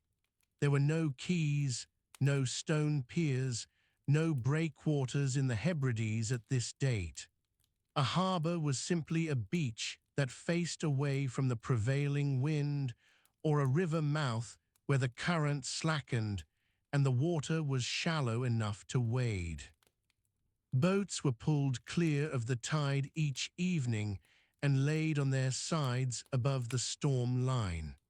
On Islay, the bay at Loch Indal provided a broad, sheltered anchorage. The beach at its southern end was probably used regularly by boats crossing from Ireland. The crossing from the Antrim coast to Islay is less than 40 kilometers at its narrowest. The relationship between the Hebrides and Ireland had been continuous for centuries. In 980, that relationship was still active. Goods moved in both directions across the North Channel. Cattle, hides, wool, and dried fish went south from Islay and Kintyre. Metalwork, fine cloth, and ecclesiastical objects came north. The monasteries on Iona, though diminished from the great period of the 7th and 8th centuries, still maintained connections with Irish religious houses. Iona in 980 was a community that had survived Norse raiding and Norse settlement both. The island sat at the southern end of the sound between Mull and the Ross of Mull, and the tidal water there ran fast on the turn. A generation before, around 950, Iona had been in a period of particular difficulty. Norse raids on the island had occurred repeatedly through the 9th century, with major attacks recorded in 795, 802, 806, and 825. By 950, the community had survived, but it was smaller and more cautious than it had been in the time of Columba 3.5 centuries earlier. The great illuminated manuscripts had long since been removed to Kells in Ireland or to Dunkeld on the mainland. By 980, the community on Iona was rebuilding its presence slowly, without the wealth or the political security it had once held. The sound of Iona in October was the sound of water moving over rock. The tidal stream between the island and the Ross of Mull ran at several knots on the flood. At low water, the beach on the eastern side of the island exposed flat pink granite and pools full of bladder wrack and periwinkles. The monks who remained on the island in 980 would have been gathering those periwinkles during Lent and on fast days. They also kept cattle on the island's small area of Machia and grew kale in walled enclosures close to the monastery buildings. The buildings at that date were still largely of wood and wattle, with some stone construction that had been rebuilt after the 9th century raids. The moorland of the larger islands had its own seasonal rhythm. By October, the heather had finished flowering. Through August and September, it had been purple across the hillsides, and the bees had worked it through the warm part of the day. Honey was the primary sweetener available to people in the Hebrides in 980. Bees were kept in skeps made of twisted straw, set against the south-facing walls of houses and outbuildings.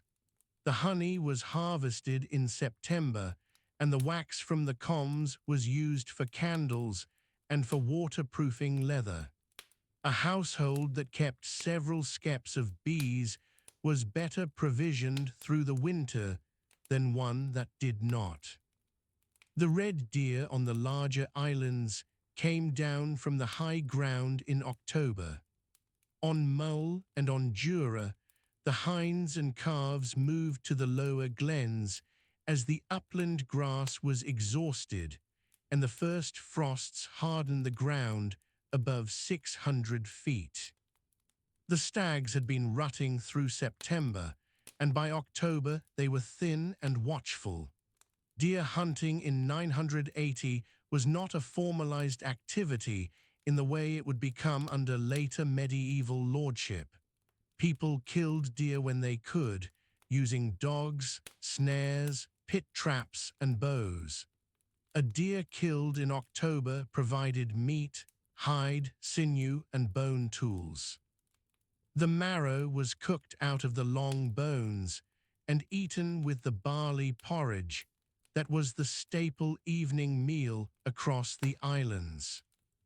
The birds were moving south. By October, the whooper swans had arrived from Iceland, settling on the freshwater lochs in the interior of islands like South Uist and North Uist. They would stay through the winter, feeding on the aquatic vegetation of the shallow lochs. Barnacle geese had come in from Greenland and were grazing the coastal grassland. In 980, it was widely understood that barnacle geese hatched from barnacles on driftwood, rather than nesting in any place that people could observe. That belief was not a mark of ignorance. It was a reasonable inference from the fact that no one in the Hebrides had ever seen a barnacle goose nest.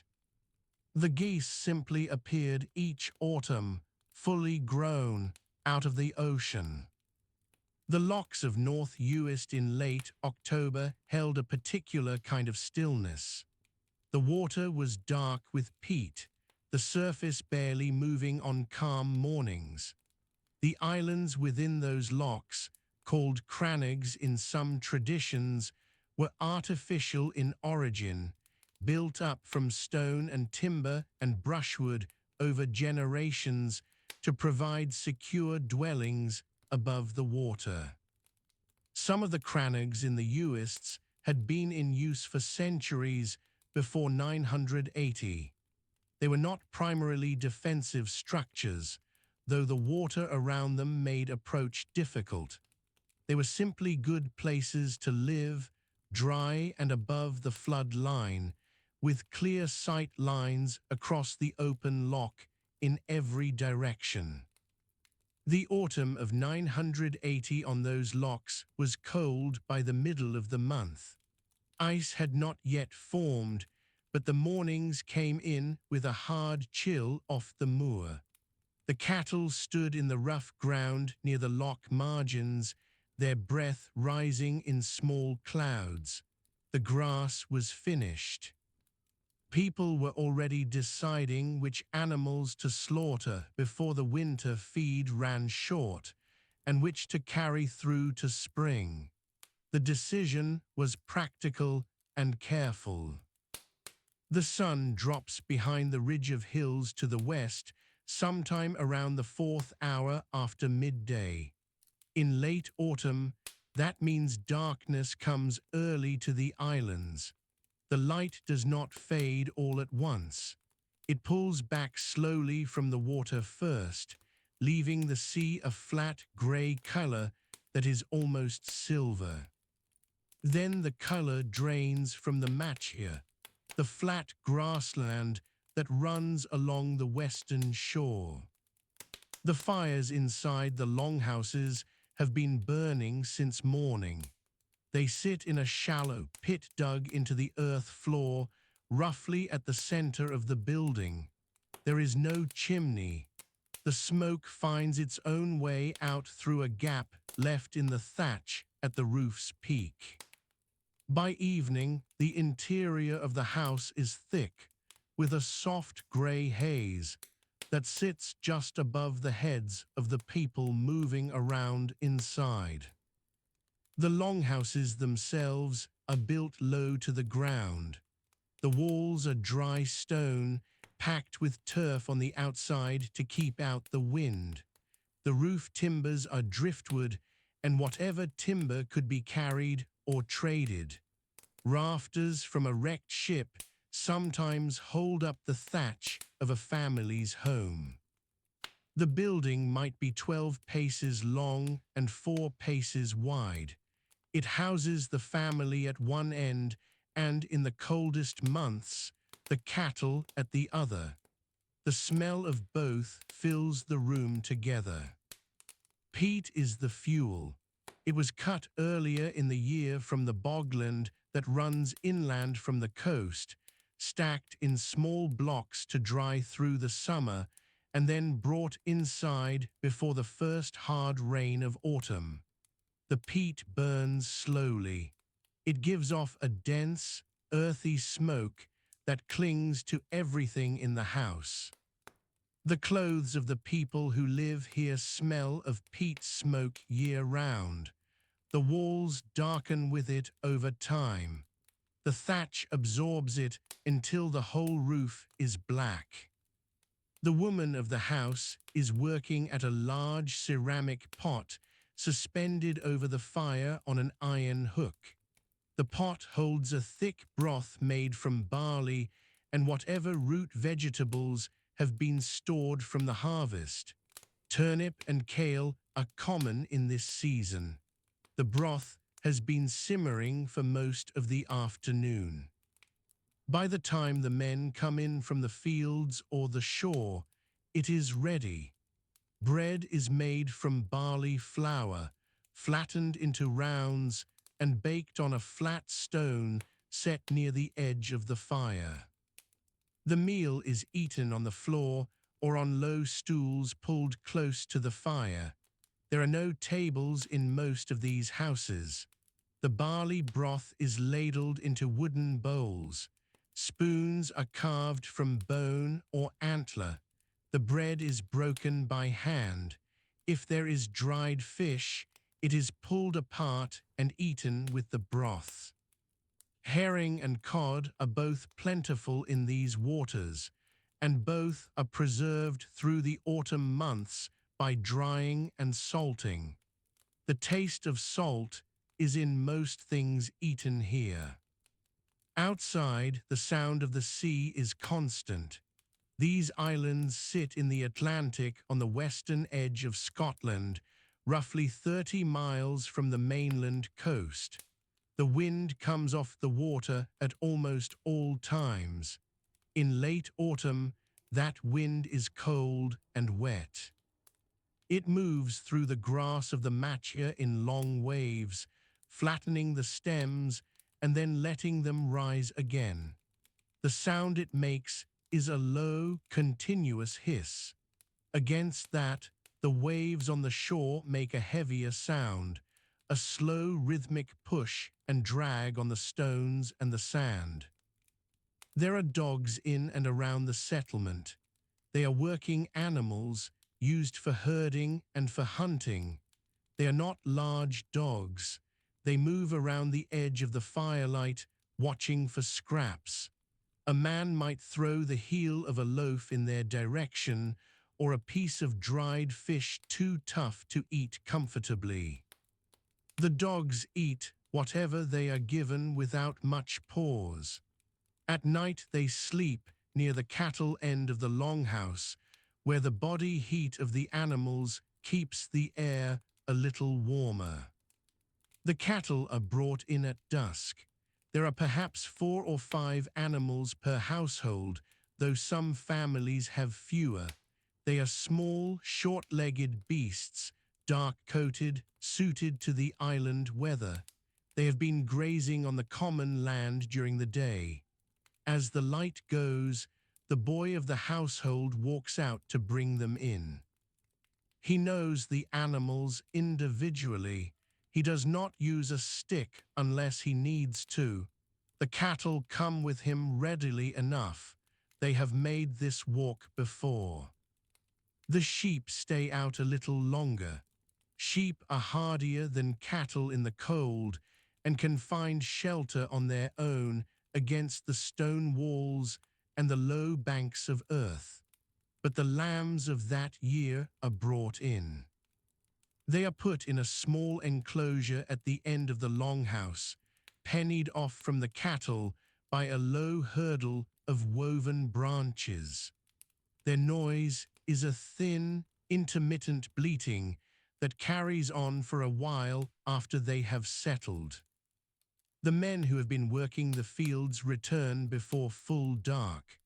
The autumn ploughing is done using a light plough pulled by a single ox, or sometimes by hand with a spade. The fields here are small and irregular, cut into the hillside or laid out on the flat land near the shore where the soil is richer. The soil is shallow in most places. It is improved with seaweed carried up from the tide line and dug in. The work of a day's ploughing leaves a man tired through his arms and back and legs. He does not wash before eating. There is a wooden bucket of water near the door, drawn earlier from the stream that runs down from the hill. He cups his hands and drinks, and perhaps wipes his face with the back of his hand. His hands are rough and dark from the soil. His boots are leather, wrapped around the foot and tied with thongs at the ankle.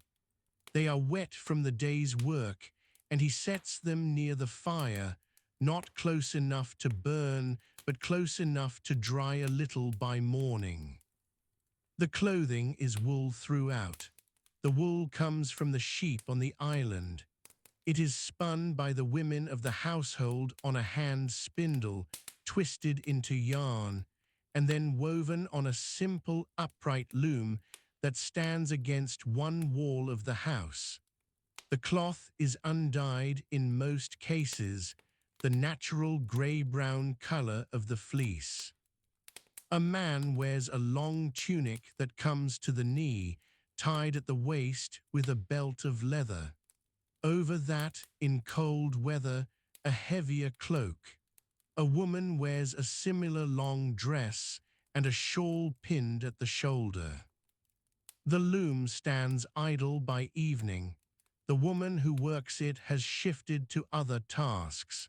Spinning continues into the evening because a spindle can be worked by firelight, turning between the fingers while a person sits and speaks. The rhythm of it is quiet and continuous. The spindle drops and rises. The thread grows slowly. A woman might spin for 2 hours after the evening meal, while the fire burns down and the children fall asleep on the straw that covers the floor. The children sleep together on a platform of timber or stone raised slightly from the earth floor.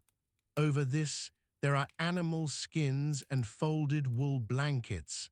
The straw beneath them is changed through the year, but is never entirely clean.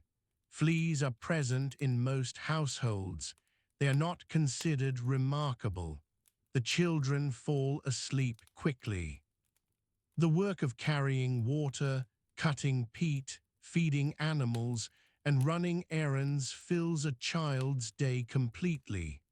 By the time the fire is lower and the house is dark, they are still. The Norse influence on these islands is deep and has been for generations.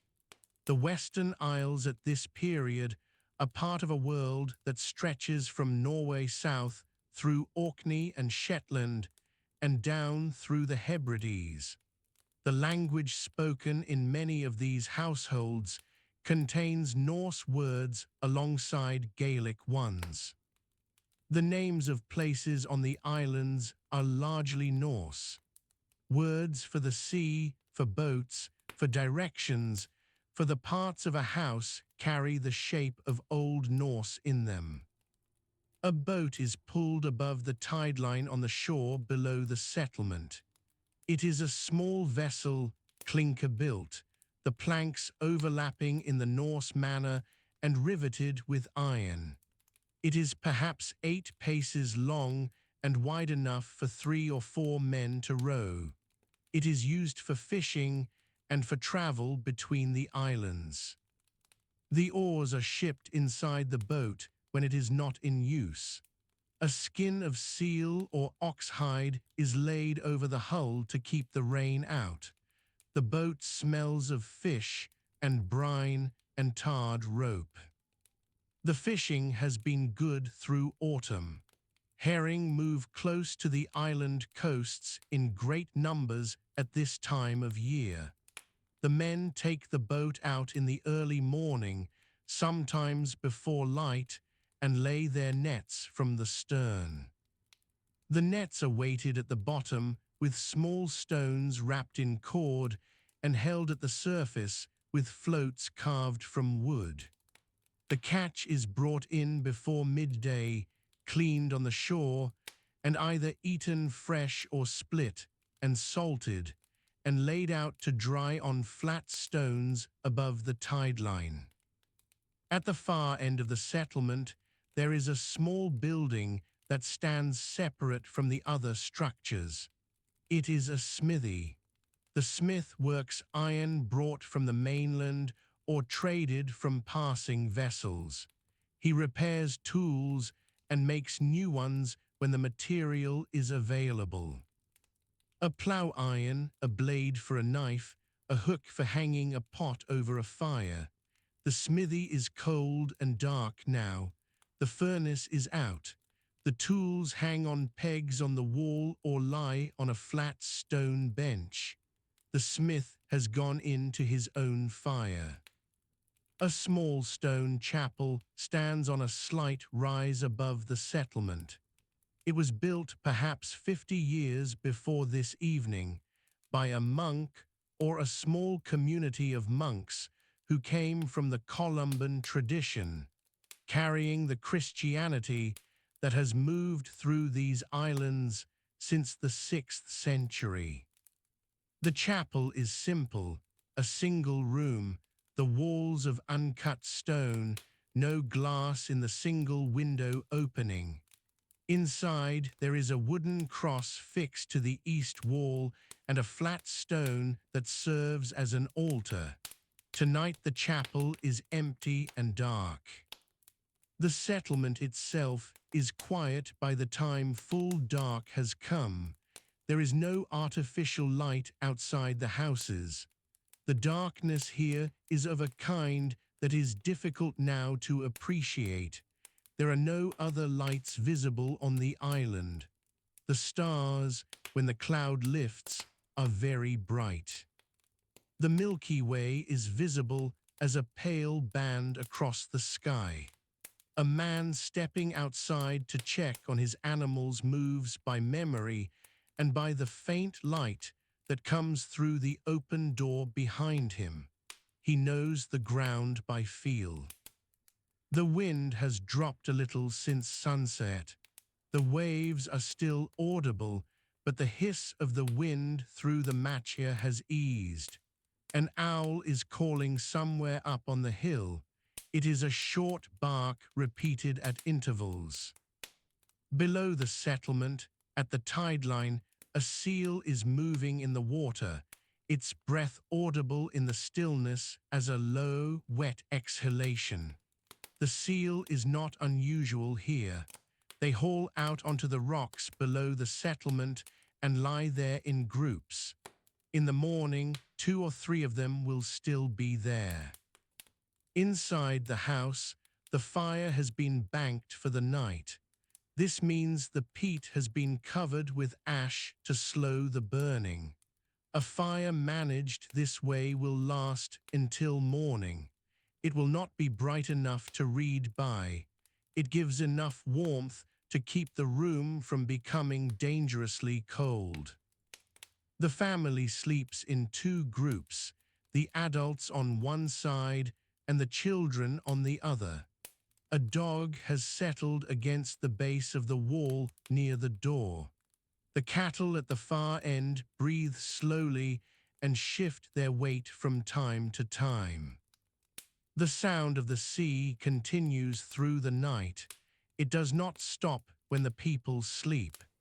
The tide moves in and out on its own rhythm, which is not the rhythm of human work or rest.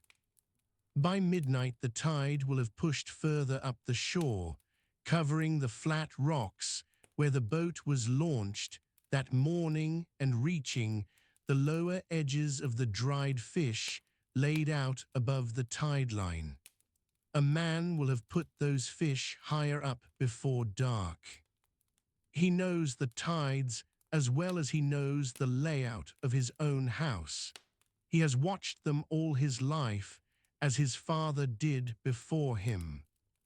The last light goes from the sky somewhere around the 9th hour. In October, that means full dark by late afternoon. The western horizon holds a thin grey line for a while, out beyond the islands of the outer Hebrides, out beyond Barra and the Sound of Vatersay. Then that line fades too, and there is nothing but the sea and the wind and the dark. There are no gas lamps here. There are no oil lamps burning in the windows of stone-built houses along a street. There are no streets. What there is, scattered across the Machia and the hillsides and the sheltered inlets of the inner islands, are small clusters of buildings low against the ground. Each one sits in its own darkness. Each one is distinguished from the rock and the heather only by the faint smell of peat smoke drifting downwind. The dwellings of 980 on these islands are longhouses. The walls are built from dry stone, stacked without mortar, sometimes doubled with rubble packed between. The roofs are timber frames laid with turf, and over the turf a thatch of reeds or heather or bent grass cut from the shore. There are no windows as we would understand them. There are gaps sometimes where a stone has been left out, but in October those gaps are stopped with wads of dried moss or a piece of worn cloth. The cold comes in regardless. It always does. Inside, the peat fire burns in a central hearth on the earthen floor. There is no chimney. The smoke rises and finds its way out through the thatch or through a hole left deliberately at the ridge. It does not always find its way quickly. The inside of the roof is black with years of smoke. The timbers are preserved by it. The smell is of peat and cattle and damp wool and the grease from the cooking pot that has been sitting over the fire since morning. The cattle are inside with the family at the lower end of the building. This is not carelessness. It is deliberate. The warmth of the animals carries through the partition of woven hurdles or stacked turf, and on a night in October on an island in the Atlantic, that warmth matters. The cattle shift and breathe and knock their horns softly against the wall. You can hear them from the sleeping end of the house. Their breath makes a low, regular sound. It is not unpleasant. The sheep are outside. On the inner islands like Isla and Colonsay and Oronsay, the sheep are a small, hardy breed, shorter in the leg than modern stock, closer in type to the Soay. They do not need shelter the way the cattle do. They have gathered by now somewhere on the lower slopes, pressed together against a wall of rock or a bank of earth that breaks the wind coming off the water. They are quiet. Occasionally one shifts, and there is a brief rustling, and then the quiet returns. The sea is never fully silent here. Even on a calm night, which this one is, there is a constant low sound from the shore. On the western faces of the islands, where the Atlantic fetch is long, the swell runs in even when the wind has dropped. It comes in long, slow sets. Each wave breaks with a sound like a slow exhalation.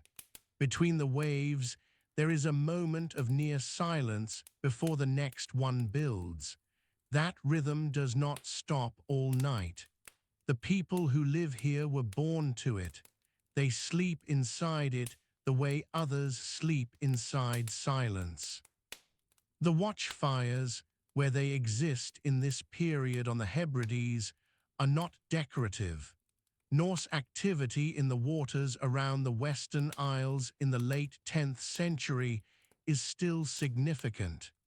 The Kingdom of the Isles, the Inns Gaul as it is known in Gaelic, is under Norse political control. The men who hold land and boats here are largely of Norse or Norse Gaelic descent. Still, there is raiding. There is competition between rival lords. On the higher ground of an island like Isla, on a clear night, a fire on a promontory can be seen from some distance across the water.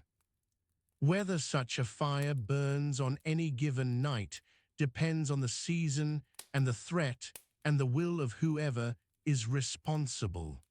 In October, the raiding season is largely over. The seas are becoming too rough for reliable crossings in an open longship. The fires may not be burning tonight. The harbour, if one can call it that, at a settlement like Finlagan on Isla is dark. The boats are drawn up on the shore or moored on the lock. A Berlin, the clinker-built galley of these waters, sits low in the black water. Its strakes are tarred. Its single mast is unstepped and lashed along the thwarts. There is no sound from it except the small knocking of its hull against the bank once, twice, as a ripple crosses the lock. Then nothing. The tools of the day are put away or left where they were last used. An iron billhook rests against the wall of a byre. A wooden bucket sits beside the stone trough where the cattle drink. A creel basket made from willow or hazel withies lies on its side near the entrance to a house. The barley has been brought in. The harvest on these islands in a good year is barely enough, and this has not been a notably good year. The grain is stored in the roundest, driest part of the building, raised off the ground on flat stones. The oats and barley are the core of what people eat through the winter. Bannocks cooked on a flat stone set over the peat. Porridge made from grain ground between two quern stones, the upper stone turned by hand in the mornings, a slow and repetitive task that falls to women and older children. The quern stones are sandstone, usually, or sometimes a harder grit. They sit on the floor near the fire when they are not in use. They are among the most important objects in the house. There is dried fish. The coast of the Hebrides in the 10th century is extraordinarily rich. Cod, saithe, ling, all taken by line from small boats working close to shore and over the shallow banks.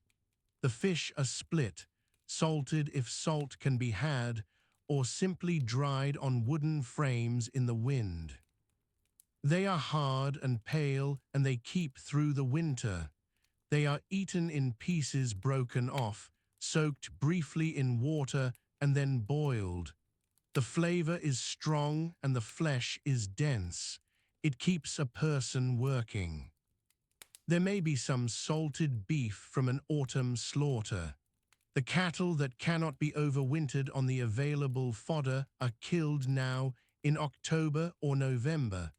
The meat is packed with salt in wooden barrels or stone-lined pits. This is not waste. This is planning. Every part of the animal is used. The hide is scraped and cured. The tallow is kept for use as a sealant or as fuel in a simple lamp.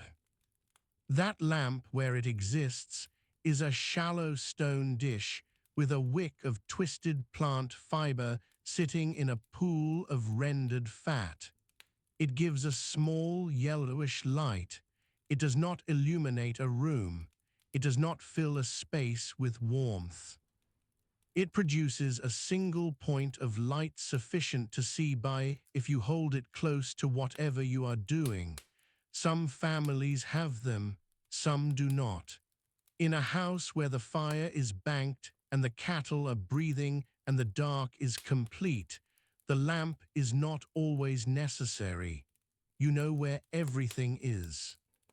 You have always known. The children are already asleep. In a household of 5 or 6 people, the sleeping is communal. Straw pallets laid on raised wooden platforms or on flat-packed heather, wool blankets or cloaks.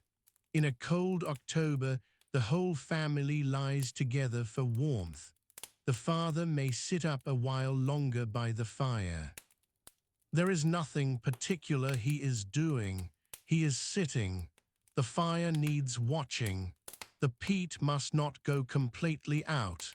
In the morning, it will be coaxed back from the embers and the day will begin. Outside, the dark is total away from the houses. The machia, the flat, fertile ground between the shore and the inland hills, is pale in the starlight where the short grass catches what little light there is. The sky over the Hebrides on a clear October night is enormous. There is no light competition from any settlement for many miles. The Milky Way is a visible structure, a band of dense stars overhead, and around it the individual stars are sharp and cold. The constellation that Christian monks in the nearby monasteries call by Latin names, and that the Norse farmers and fishermen call by their own terms, wheels slowly overhead through the night. There is a monastery on Oronsay, or at least the remnant of one. The monastic tradition in the Hebrides stretches back to Columba and the foundation on Iona in 563. By 980, the landscape of Hebridean Christianity has been significantly disrupted by Norse settlement. Some houses of prayer still function. The monks who remain follow a daily office, a cycle of prayers tied to the hours. Even at night, at the hour of matins, there may be a single lamp burning inside a stone cell. A monk waking in the deep dark, pulling a rough woolen habit around him, crossing a yard of wet grass to the small chapel. He says his prayers in Latin. He goes back to his cell. The lamp goes out. The wind is picking up slightly now, coming from the southwest, which is the common direction on these islands for most of the year. It is not a hard wind. It is the kind of wind that moves the grass on the matcha and lifts the edge of the thatch and makes the peat smoke lean and flatten above the roof lines. It makes a sound in the rigging of the beached boats, a low hum from the ropes and stays left on the hull. It moves across the open water of the Sound of Isla, between Isla and Jura to the east, riffling the surface into small, close waves. The sound from the water changes slightly when the wind picks up. It becomes a more constant sound, less the rhythm of individual waves and more a general presence of noise at the edge of hearing. The hills of Jura are dark shapes to the east. Their outline is visible against the sky on a clear night because the sky is lighter than the land. The paps of Jura, three rounded quartzite summits rising to about 785 meters, are the dominant landform visible from most of the inner islands. They are not snow-capped yet in October, not in most years, though frost may lie in the high corries. They stand above the dark water and the dark lower land, and they are simply there, the way they have always been, older than any name that has been given to them. The last person moving outside is moving quietly and without purpose, or with only the simple purpose of checking that the animals are secure, that the boat is tied, that the pile of peat cut earlier in the season and stacked against the south wall of the house is still covered and dry. He lifts the edge of the covering cloth, feels underneath with his hand, finds dry fuel. He lets the cloth fall back. He stands for a moment. The wind moves past him. The stars are very bright. The sound of the sea comes from the west, steady and low and entirely familiar, the sound of every night he has ever. That's where we'll leave it for tonight. The story is finished, but the night isn't, so let this play on as long as it helps. If Tartan Lullaby has been good company, you're welcome to subscribe so the next story finds you. There's no rush. If you'd like to see the landscapes that go with these stories, the art prints are at Tartan Lullaby Art on Etsy, with mood boards and stills on Pinterest under the same name. The links are in the description below. Until next time, thank you for listening. Sleep well, all is well.